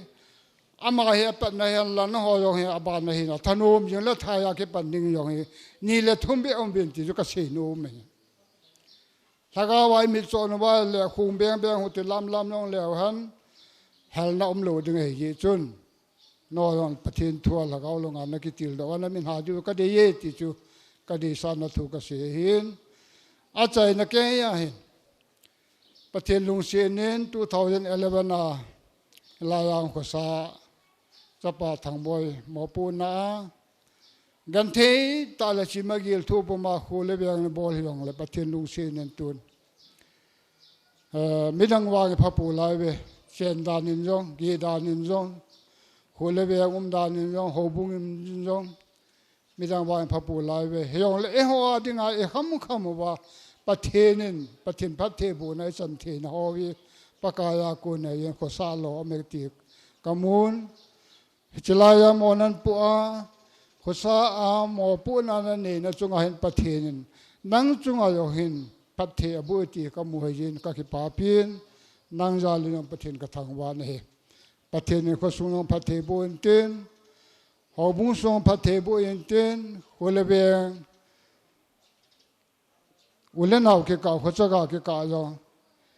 kina ke bo kimit si at boxinga ke su na denga lung thimput ti wa hi pathen yong koida han lang a chengo yo sung ta sa le lagawa ke ngai lu ta ni ko manga chenga lungmong sela ko sa pathen ho khom i yung thina di yong pathen ko sung le ho bu hi phut dan han lang pathe bu ta ka ke pa e cái bà miền cha tì nào tê họ không lại tê họ quay đun là làm cái mình lang tu na loi pau na gol pau kin chung cha na ki sa bui na ho hi tam pi ta wang ka pi u lu ding hian thei tu na ke cho di ha halwa na ke cho di ha pu di na ke cho di ha na chan thei na di win chen bolom hin na pi win ka teng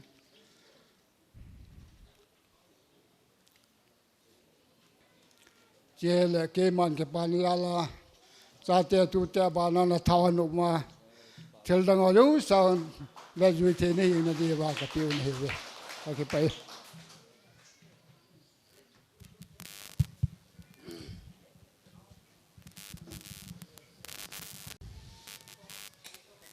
trong ta viên tu chân ge in pui lungo wa pathin thang wa na ka hin pin he pha chai na hi tauna mi pi thalenga sadon na ding hi han lang kilha do na ding hi zong le pu he dikanin hin man pi diu hin tin mi pi la sa khom na hobung la number li pathin hinga hong taw in kati thangwa dinga lom wa choi dinga lom hingjing wanam kapau thing ta pathin ka ki pa we pakai tu ni kiti ni kho hi o ahong kamu pha lo ka het pha lo ka chandi wa yong ka ta san lo hi yong lam hing lungel ka su to wa kan gon ho tu nin a pha le ani dan le a pha te ho nei pui hlong win pha ho zo na ka chan thei ta je win ka ta nau sang jing pathin nang man he jin ka ki pat nang ma ka hin thang wen he tu nin gol hang Seiminlen bidi a chaina kin gon ki pa na chule lol hin na ti a ka hin gon ho ka hin chai ta na la chapu na mang chan chule amazon amai lam hin khwa pa kai nang mal haga win na hlon pi ki na gan thai ha san na tam ta atua ku na yong pathena tha be an na nga dinga ki gel hu na nei thina ding nang man phat thei bo ding ka ta win hi tu ni ka kin gon wa pa na chai chan ge nang man nei pu ju win mi hing ka he win ka hong ki khan ti ngau le ngai lu jalin cha don khom ding ka hin go ngu win hi chi ka don diu cha ho nang man phat thei nei bo pi win lang ta sa dam theina ka nei wa chule nang ma gam jong ka kal be na wa hi theina ni ka don diu cha ha yong phat thei bo tan ka ti a tu ni ka program te ho boi lu he la ka zo na ko ma ki pa thu ka se ya thangwa puma pa kai jesu christa mina ka hong taw he amen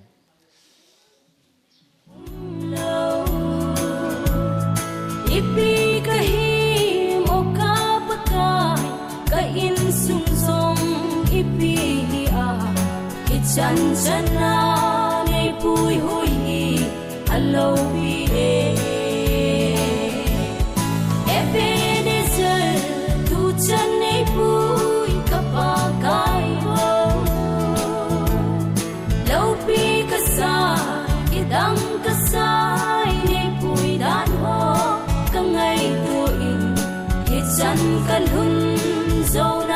pakai